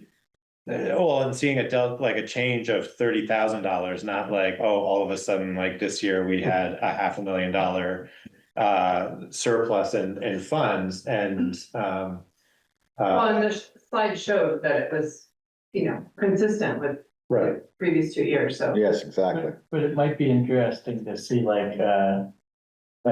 fiscal year high point and low point. There's a just a little more contact. Yeah, that's nice. Fluctuations. Yeah, sorry. I was just going back just a step, I was just gonna say you brought up the point that someone asked for additional explanation, and we did have a specific meeting agenda item for people to review with us, and you did the presentation, and we could have entertained any discussion about the articles at that time. So I would hesitate to, or I guess I would just take care to not have too much Not, yeah, not a Let's lot. accommodate too much, that whole piece. I think the article presentation generally is self-explanatory, Yeah. but anyway, that's what, okay, that's, you know. Well, on that note, I did the primer last year and Ari did a big chunk of that about the budget. We could make sure we do that last year and that got put on Front Porch Forum and then on the website ahead of time. So you didn't have to necessarily show up at a specific select board meeting, but there was a bigger piece of information available. for people. primer last year was really. I didn't do it this year because I didn't think we had anything that, Yeah. until the last minute, we didn't have anything remarkably Yeah. down there. And then it seemed like at the last minute, smart became a big thing. Land acquisition, and so I think I will try to make a practice to do it every year and invite you to contribute as much as you want. Yeah, I think that's good. we could have used that in the case of the postmark system. Yes. Yeah. But I have to say that I really thought like the group did a good job debating that policy. Yeah. That and the timing of tax payments is like, they're not dealing with this on a day-to-day basis by any means, but they thought it through and they, you know, they expressed, there was like a wisdom there, I thought. It was good. I think the library discussion was really valuable to have because we get pushback upon the library dollar amount every year and for folks to sort of put it in perspective and say, you know what, we want to support the whole thing.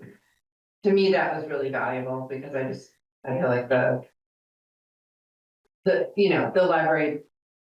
But what is surprising is that the percentage of the budget that the library allocation is quite high and that doesn't necessarily resonate for folks, but it's right there in the booklet, you know, I mean, could be more clear in the report, so, It's really interesting. It's kind of a lightning rod. It's the same every year, it seems like. yeah. But again, I thought it was, you know, it was a good group discussion Yeah. amongst the people who were there. And it resulted, I think, in a positive decision. I think very selfishly, it kind of provided, through the whole kind of process and discussion, it reframed that dialogue and put the civil services, or community services, committee, and the select board and all of its work that it did in the budgeting and kind of this position of like, these are the decisions we made around cuts, as a result of lengthy conversation, here's the rationale. And then opens the opportunity for people to say, well, this is what was committed, and if the community supports it, we would like to see it funded at this level. Where, you know, other years where that decision making or those cuts aren't as apparent, then the only voices that get represented in that discussion in that forum are like people who say nay. But strategically, I guess it kind of forced the opportunity for people who are also in favor of seeing something funded at a particular level to also engage, I think, a little bit more in that conversation. So not necessarily like say that we should, you know, aggressively cut things to force dialogue, but it was an interesting observation in that particular context, because I often feel like as a select board, you know, we make all of these decisions, the community participates to a pretty limited extent, despite how much warning they have. And then we're put in the position of saying like, this is essentially our endorsement of these numbers and these decisions, and we have to defend them in their entirety. And it's nice when the community stands up and It was very nice. speaks to it. Anyway, that's my piece. Kari, did you have any feedback or? Well, I wanted to talk about the general fund balance. Oh, and just another specific point on that. Not the whole discussion about investment and getting a better return was great. I mean, that's definitely something I want to work on, and I could even see incorporating that potentially into the policy. saying a certain portion is gonna be fully liquid, Uh-huh. a certain portion, percentage maybe Yeah. could be invested if if the return's worth it. I think, anyway. So, Ron Buck is a great. Yeah, and he reached out and all this. Oh, good. In terms of accessibility, it still is accessible. He, Yeah, yeah, right. he thought the meeting went really well. He Yeah, appreciated that's it. and I would recommend, because we said we would do this, to, announce it on Yeah. a public forum or something, when Yes, change it. Yeah. Just say, hey, we heard what you said. And there were a couple of other things like that. Well, the one thing that I think it would be, that was important to follow up on, was one of the last requests for, I guess, adopting a referendum or Oh, around the school, and I think that's an important thing to follow up on. I need to go back and see what the actual vote breakdown is, but, I can't remember if that was, The wording is nothing for you, Sam. is it? Not, maybe not the full breakdown of the wording is there. You want me to read it? an advisory thing, Sure. Yeah. But, the certification of the one. I think it's in there. oh, the certification of vote, it's right here, sorry. This one. Sorry, you're talking about? I say it. Non-binding motion asking the select board to Oh, advise. yeah, So, I mean, my glasses on. I'm not disagreeing, with the act, what was being voted on there, I guess. My request is that we, make sure that we get clear language and have some discussion before we meant to sign in anything and sending it to the select or to the school board. The school board, Yeah, yeah, I mean, I just want to have some conversation around that, because I wasn't clear, I wasn't personally feeling clear on what. Yeah, I mean, it needs to say something around the fact that it's the. it's on the kindergarten pre-K, right? Yeah. Right. They've said that they're gonna send the pre-K or the kindergarten to East Montpelier. And they wanted the select board to, Should we invite a school board member to a future meeting and have a more, there's an idea. just have some dialogue? Because I've seen a lot of Misinformation public posts and I haven't really heard from the select board. from the. Well, I mean, School board. but it's this, I guess, maybe you would know. The way I'm It's not seeing the it. school board, it's the school district. I mean, it's the superintendent that's making that decision, no? It is actually, that's super. My feeling is that the town has asked us to make this referendum Well, as a select board. But what if people on the select board don't agree it's with like that, not with that binding. referendum? It's a non-binding, you don't have to. We just have, I think that whatever we articulate has to say, we were asked to do this. We're Yes, conveying okay. Right. the And sentiment. by the citizens who were at the meeting Right. only. Okay, And have them lined up for lunch. Right. But Yeah, I mean, I found it was a moment where, people. Attention was That's right. flagged, Attending, yeah, to what was being discussed, and it's not that's, one. I mean, the motion was voted on and carried, so that is a fact. Yeah, no, I'm not attesting to that being the fact, yeah. Yeah, but I'm saying we can't, I mean, even Well, the language. and it says it's non-binding, and it says they're asking us to advise Washington Central. It's like, I think that what I think we should do is step up the dialogue a little bit and reach out to somebody to come and talk to us, whether it's, Daniel Keeney or someone else that represents the school government, to have a chat about what's going on and how does the town make its views known on this specific issue. So that's right, I'm wondering if like the step here is like a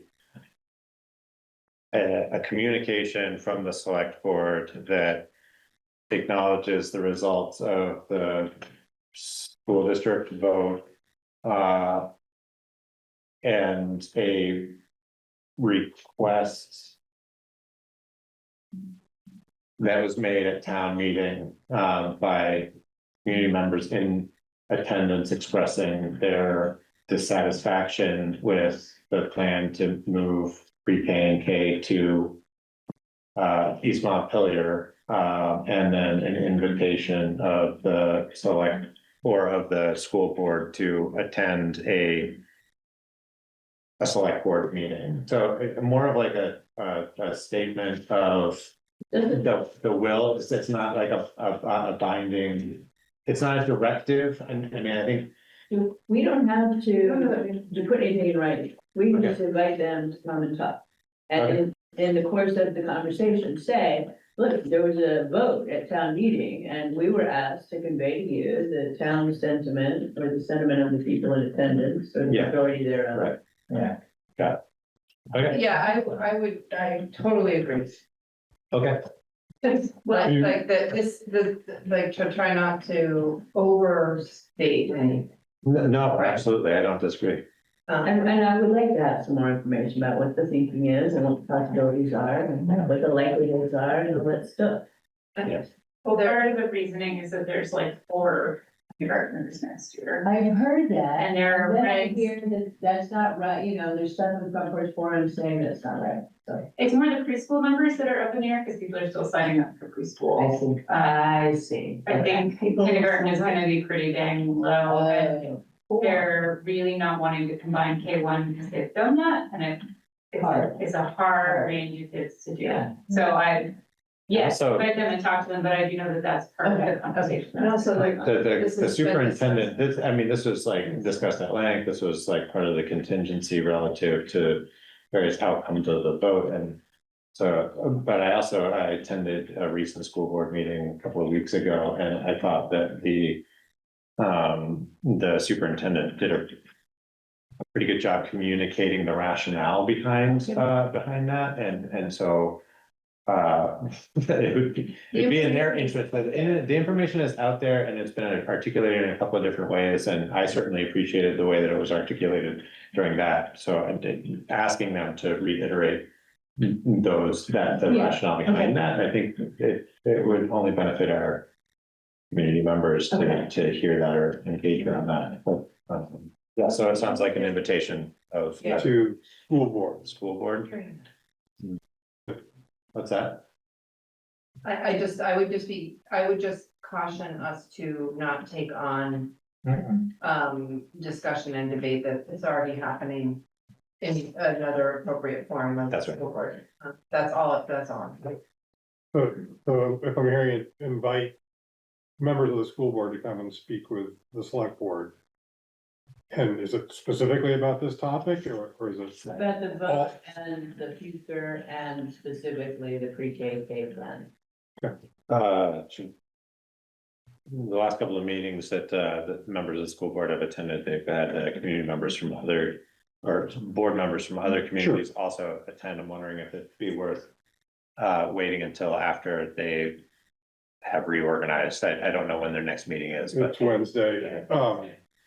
yeah, it's gonna apparently be after that. Doesn't matter. I kind of feel like this would be better as part of a check-in, Yeah. but also the nature of this issue is we're gonna give them feedback and it probably has to be pretty soon. You know, if there's any new decision to be made, it would have to be right away, I think. All right. Any other? Yeah, there's just one more follow-up from the town meeting, and Yeah. that was, Barry Bernstein's asked if people are making or are invited to make, partial payments of their property taxes, that it would be helpful if the town office made that clear that that was welcome. Okay. And we've heard it before from Jan and others, like, why is it so hard? So just to make it clear in a front porch forum or when Sure. the tax reminder, when the bills go out, Yep. well, before the bills go out. I think there's a very that very lengthy document does include that information. Yeah, but About partial payment. But it could be as part of our response to town meeting, Yes. a follow-up to town meeting. Yeah, so just to remind people, Yeah. as it came up in town meeting and people raised, everybody is invited to send partial payments. And then if there's some way to make it easier for you to track or whatever, to tell them how to do it I properly. don't think it's terribly complicated. Okay. That the thing that we didn't wanna do was make, and you feel free to interrupt, like 4 payments a year, 4 formal payments, cause that is a lot more work Yes, to do, okay. to add another formal payment. Is a tremendous amount of work, but to add a couple of checks a month in our deposit is not. Okay. Yeah. Great, No, it's good. I think that's helpful for people. I think I'll do it as a follow-up to town meeting, and that would be one point. Yeah. The general fund balance policy would be Yep. another point, you know. And now that we have the ACH, Yeah. that could be like an auto monthly. Potentially, Right. yeah, I don't want to promise that, Yeah, but it could evolve into that direction if it works for people. Yeah. Sorry, can we clarify what you're planning to say about the I mean, balance? The, general fund balance, that we intend to revisit the policy based on some of the feedback that we received at the meeting. so that we will have it on a more agenda. Yeah, anyway, And that we're researching investment. yeah. Thank you. Well, thank you. I'm hearing that follow-up and kind of summary is going to be coming out from you, or coordinated, I guess, with Meadow on behalf of the select board. How would you prefer that to go out? Your choice, but I'm comfortable just having it on the town administrator. Well, thank you. And I'm inviting select our school board to come at their convenience to talk about future and specifically pre-K. Mhm. Yeah, I just wanted to say I mean, we were asked we should let them know in that missive, whatever you send, this is what the town wanted us to let you know how they felt. Would you like to come and talk about it? Just so that we are clear that this is what we heard from our people, and this is what we'd like you to come and talk about, so that they're not get below the knees when they come in here. And we're clear about what we want to talk about. Okay, sounds good. Next agenda item is dialogue around employee sick leave donation requests, which is a topic that came up a few meetings ago, around an intention to formalize or facilitate an opportunity for employees to donate sick leave from one employee to the next, so. Best intentions, I wish this were simpler, but there's 2 issues. One is the potential legal risk that we were advised by the HR consultant for VLCT. So I did go back to Larry Moquin, who's the union organizer. His suggestion was, and he's offered this letter now, it's basically asking for a one-time provision that the union members could do this for a union member, right? So it's a limited scope. They're acknowledging it's one time.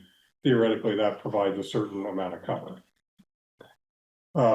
So that's the legal side of it. Then there's the tax side, the income tax. So my research shows that the IRS considers leave tax to be the responsibility of the earner.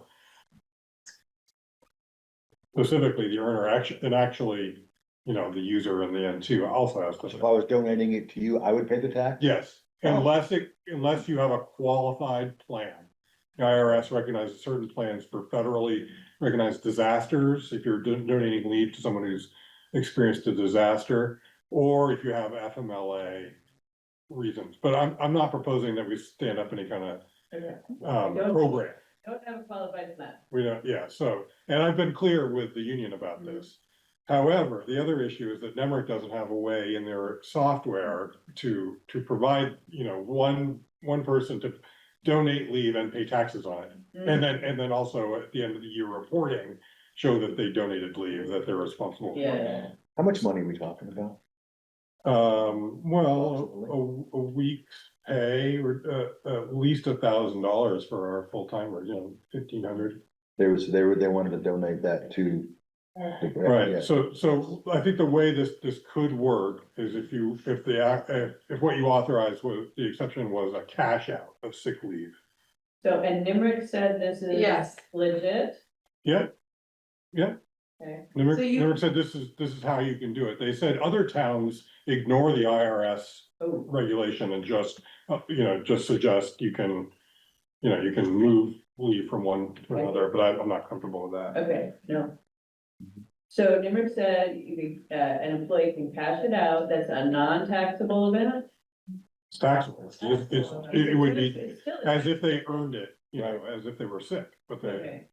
So they're gonna have to pay taxes on it? yes. Okay, And it then, would essentially be A big gift. positive to them and then and then on them to. it would be honor system, I think, just that they would be giving it. And it goes tax-free to the Yeah, beneficiary. and in this scenario, the beneficiary doesn't pay taxes. Gotcha. And are they okay with that? Or do they know about this yet? I've mentioned this to Larry, but not the crew. Okay. But I did mention that about the tax responsibility to the crew. yeah, it's funky, but they'd have to pay the tax either way. Yes, Yeah, and it's an exception to our policy, just, as I was thinking about this, it's like, well, our rules specify that I go last with these opinions. I want to give the select board members the opportunity to Can we not just levy theirs. take the sick time and the town just give Ed the money? Is that what we're talking about? You're not comfortable doing that? giving him the money, you mean, giving him the leave. The town takes the sick leave away from whoever's offering it. Just, you had 3 weeks, now you have 2. That's specifically what they're saying is They don't want to do that. they don't. Well, is there a one-time bonus scenario or something that we should be considering? I'm not sure what you mean, It feels, like the budget? Remember the budget? yeah, I don't know, just like one time. Just where the expense is coming. Obviously, the people offering this are trying to do something themselves. Right. For their calling. Correct. So, and if we did it so that they cash it in, they're essentially getting money and the taxes are being withheld. So they're actually not out of pocket that way as they would be. Right. Could we, as the town, gross it up? Help them out, help And make what do you mean? a donation of the tax that the people they're donating their sick time, would the town wanna donate what they would pay in tax? I mean, we could, we're already paying payroll tax, Right, it's not free to us. no, of course it isn't. That seems a little messy to me. I think as much. Yeah, The- still seems like the best thing. I think right now we have something that's being acknowledged and an intention and an exception that's being acknowledged by the labor union as a one-time exception to our policy, because we don't really have a policy around this, and so that's helpful. If in a way, like puts it in a helpful box. I guess my just personal gripe is it gets away from the intention of doing what you're saying, which is like a movement of sick time being used for sick time, et cetera, because like now it's just a chunk of taxed money that's being handed over as a gift essentially to an employee. And but I do think that that's the cleanest way to mitigate that's what they have to give. And it keeps us, reasonably within the letter of the regulations on taxation, et cetera. So I do think it's a really interesting concept, and I think if we wanted to keep noodling on homework on how to establish a fund of some sort for future needs, I don't know, but we're such a small staff that.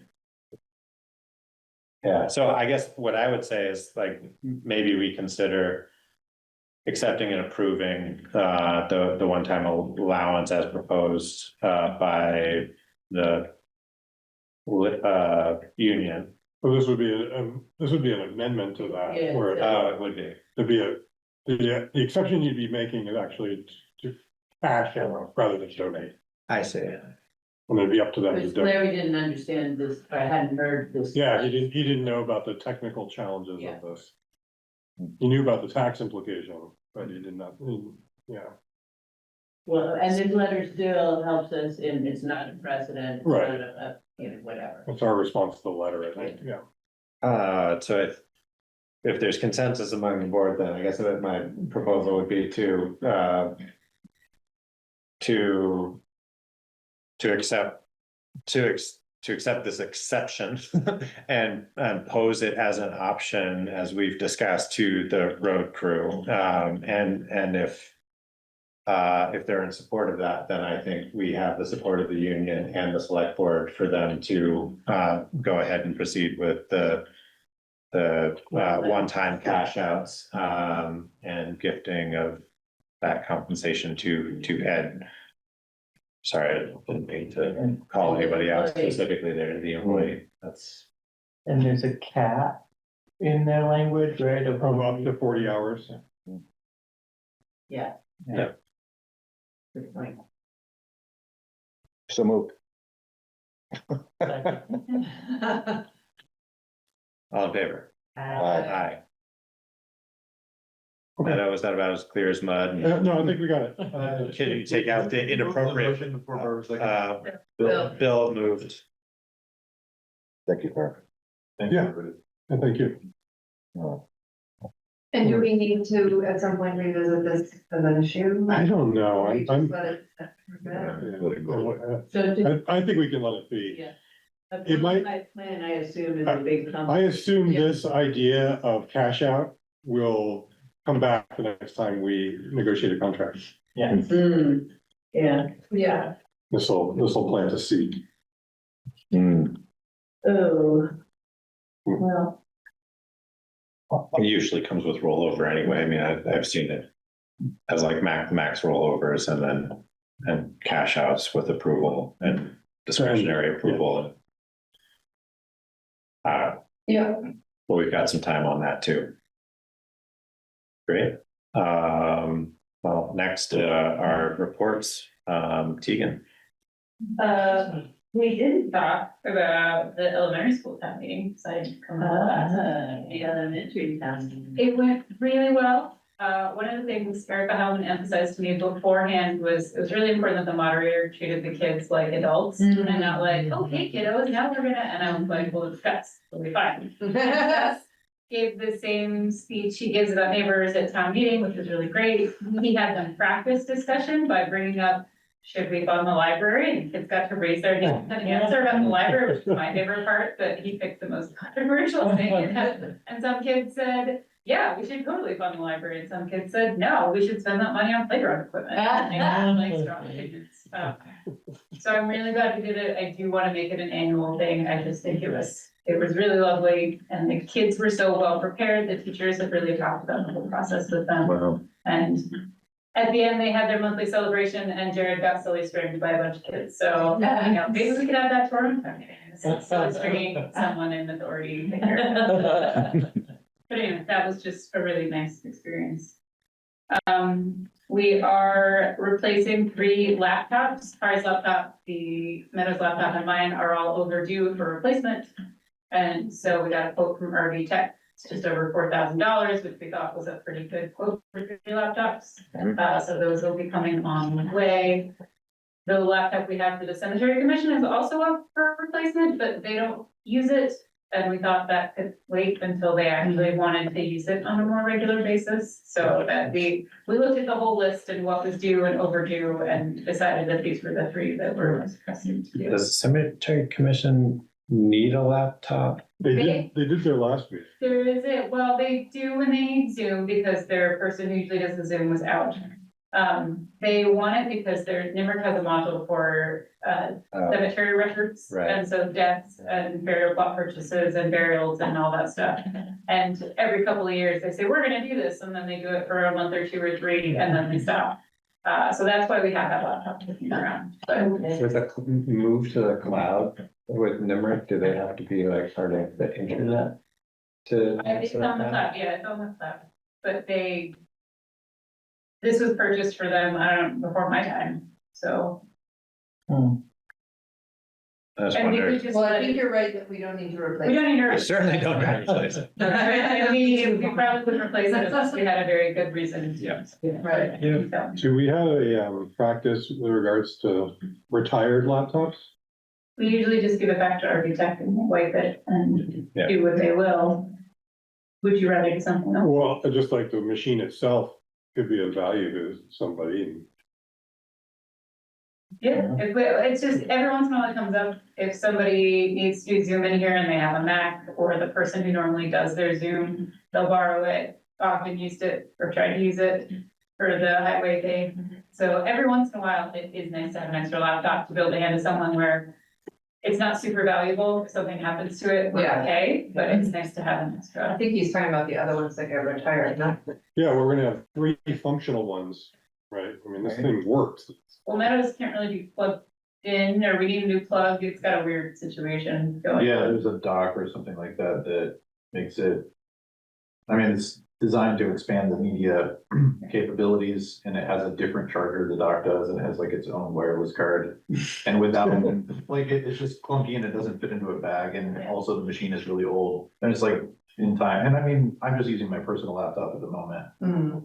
Which I could continue to do, but it's from 2011. Yeah, definitely not appropriate. And something we want to reconcile, but I do think that kind of get, and that's where I was kind of going with the cemetery commission one. It's just like, if we had one that was like being retired and we were just keeping one of them as like a loaner with like a more generalized administrative password that we can make accessible to either employees who don't typically need them, or committee members who are having a particular acute need for hosting, a meeting or something like that. It would be nice to like keep track of like a loaner or more, Or two. in the office. And anyway, so For a while, when I started here, we were keeping one in here, and nobody did Zoom on their own laptop. There was just this town Zoom laptop that lived in here. So no one had to learn how to log on their own computer and do anything. They just had to do it on the computer that was here. We also had a laptop sitting here 24/7. So it's a mixed bag. I guess the way that we've like committed to the MS360 infrastructure and stuff like that, I'd feel more comfortable if it was like something that like lived at the town office and we're keeping track of it. It's coming and goings and who's authorized to have use of it, but Right. What's the cycle? How often do they get? It's like 5 years. They recommend 5. All of these are at 5 to 6 to 7. We've been holding off on something, so. If any of them were white, would they have a small resale? Yeah, yeah. Or- Or even giveaway, I mean. Right. Better than RB getting them. Right, it just seems silly. Except for maybe Meta. Yeah, definitely.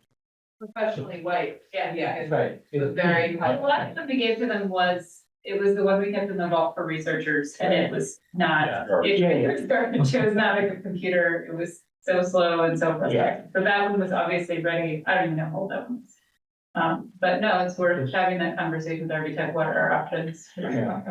So these were budgeted acquisitions. Do you need action or motion to authorize the acquisition or? We thought we'd just bring you the warrant when. Yeah, When we it pulled comes. it from the tech, we're gonna pull it from the tech fund. Yeah. It was, It was more, I just wanted you all to know that Yeah. that's taking place. Well, thanks for staying on top of that, Tegan. Well, it came up because we were gonna give Meadow the laptop and we realized it was not a great gift to Amazon. All right, and then since we're buying one, we might as well get the 3 done and get all. Yeah, totally agree. So that's that. We are in the midst of dog registrations and overweight permits. That's the super fun stuff we do in March after town meeting is over. So Meadow's getting a crash course in dog registrations.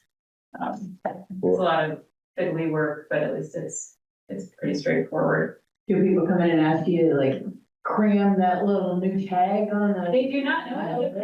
I just did. I was like, I can't do this. I'm gonna go into the town office. Meadow.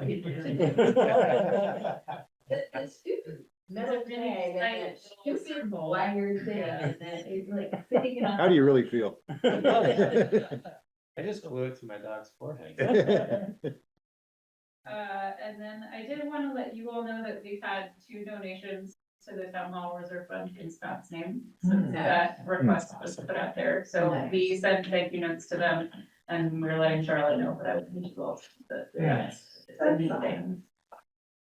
On that topic, there's the memorial here in the space, I guess. In May. Is the town involved in that, or is that like the family? The family. Okay.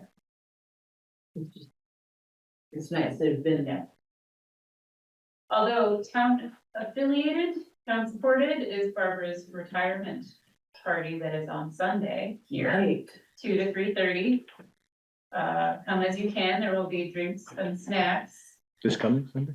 this coming Sunday, the 15th. Hmm. Judy and Donna and Mary Alice Prophet and a slew of other folks have been putting things together. There's gonna be music. I think Jeremy White said he was gonna bring a little pin for her years of service to the town, so there's just like lots of little things that are gonna come. 2 o'clock town hall. Carpool if you can. Thank you. Here. Yeah, Maybe I'll look it down. it was mentioned to me that somebody on the select board might want to say a few words. Yes. I'm happy to do that. Would be appropriate. Yeah. Great. Who's got the crown and the wand? Well, it's Olympic theme, so there's gonna be a gold medal. Okay, Oh my okay, excellent. Alright, very nice. Still pick a crown. Feel free to bring. A crown of laurels, there you go. Well, yeah, there you go. I feel like Barbara's more of a tiara girl. Yeah. I Yeah. Oh, you probably saw in the warrant, the town's purchasing a nice gift.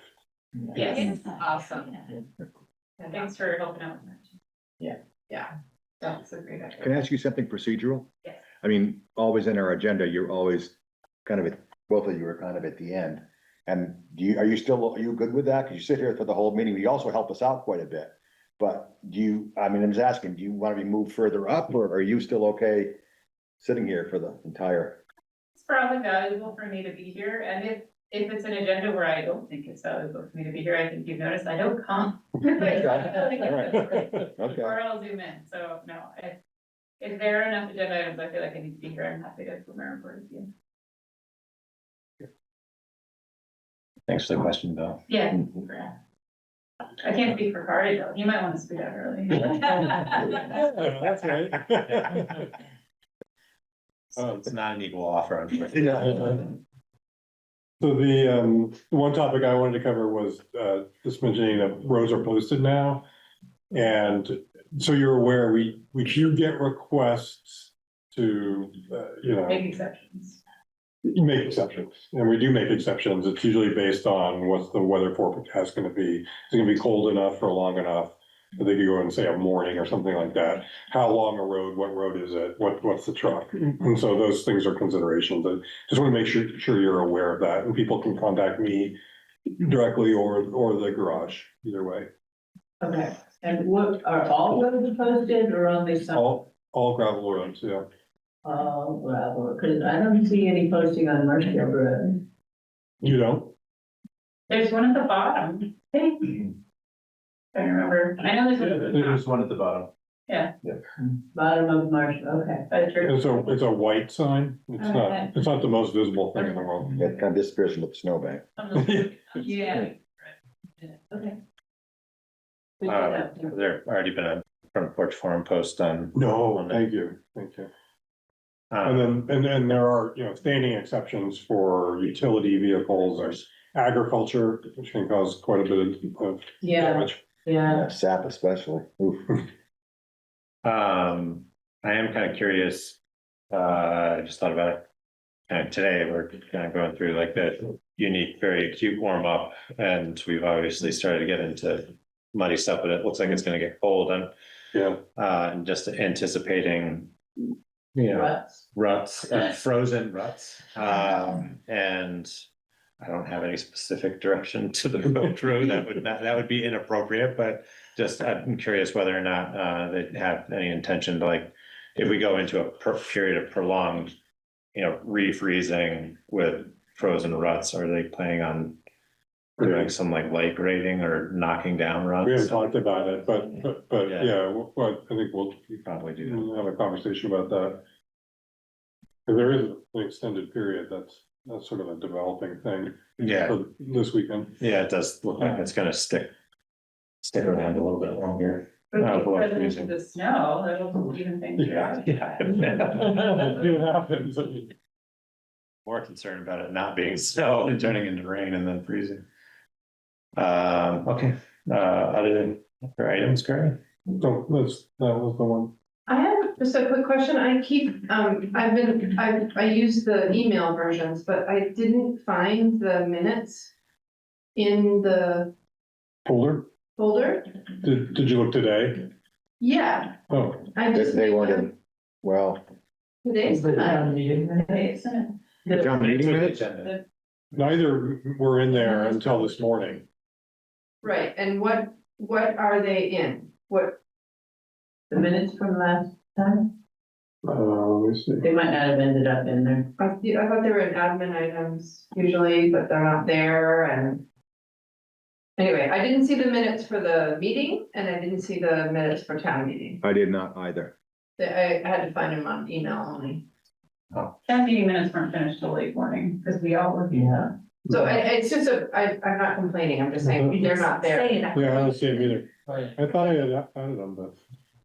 didn't look there.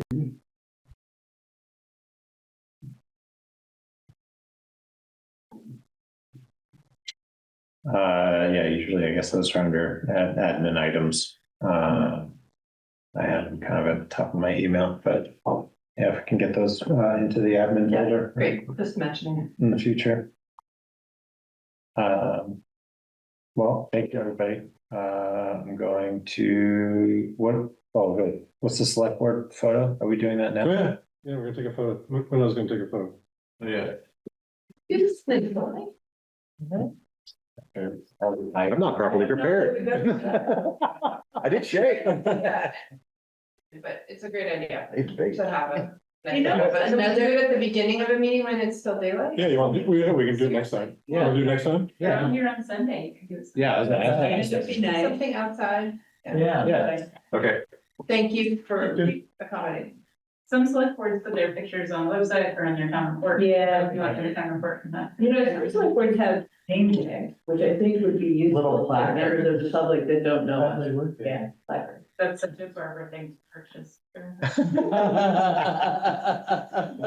Oh, well, no, I can handle it. We have theirs. No, you made your Staples order? Did you order it? I haven't hit go on the order because I was waiting to see about thank you cards, but I think I'm just gonna get those from the dollar store. On that side note, I was looking at, I like to look at the other towns' town reports, and the other towns seem to be much better about getting pictures of people at events. We get lots of like nature photos and these are lovely, but we want our people. And honestly, the most people pictures I got were pictures from the elementary school, so I leaned a little heavy on cute kid pictures this year since it's cute. Oh, we're nice. But I would love it if in all of your various activities, you all tried to, like, I got a picture at the mill open mic this past week, and I took a few at town meeting, and I'm just trying to be better about that, and I would request that you all try to do. People hanging out at the general store, people. Yeah, I mean, farm events and informal, just, Yeah. you know, Got it, You got it. got it. thank you. We adjourned yet? We're adjourned.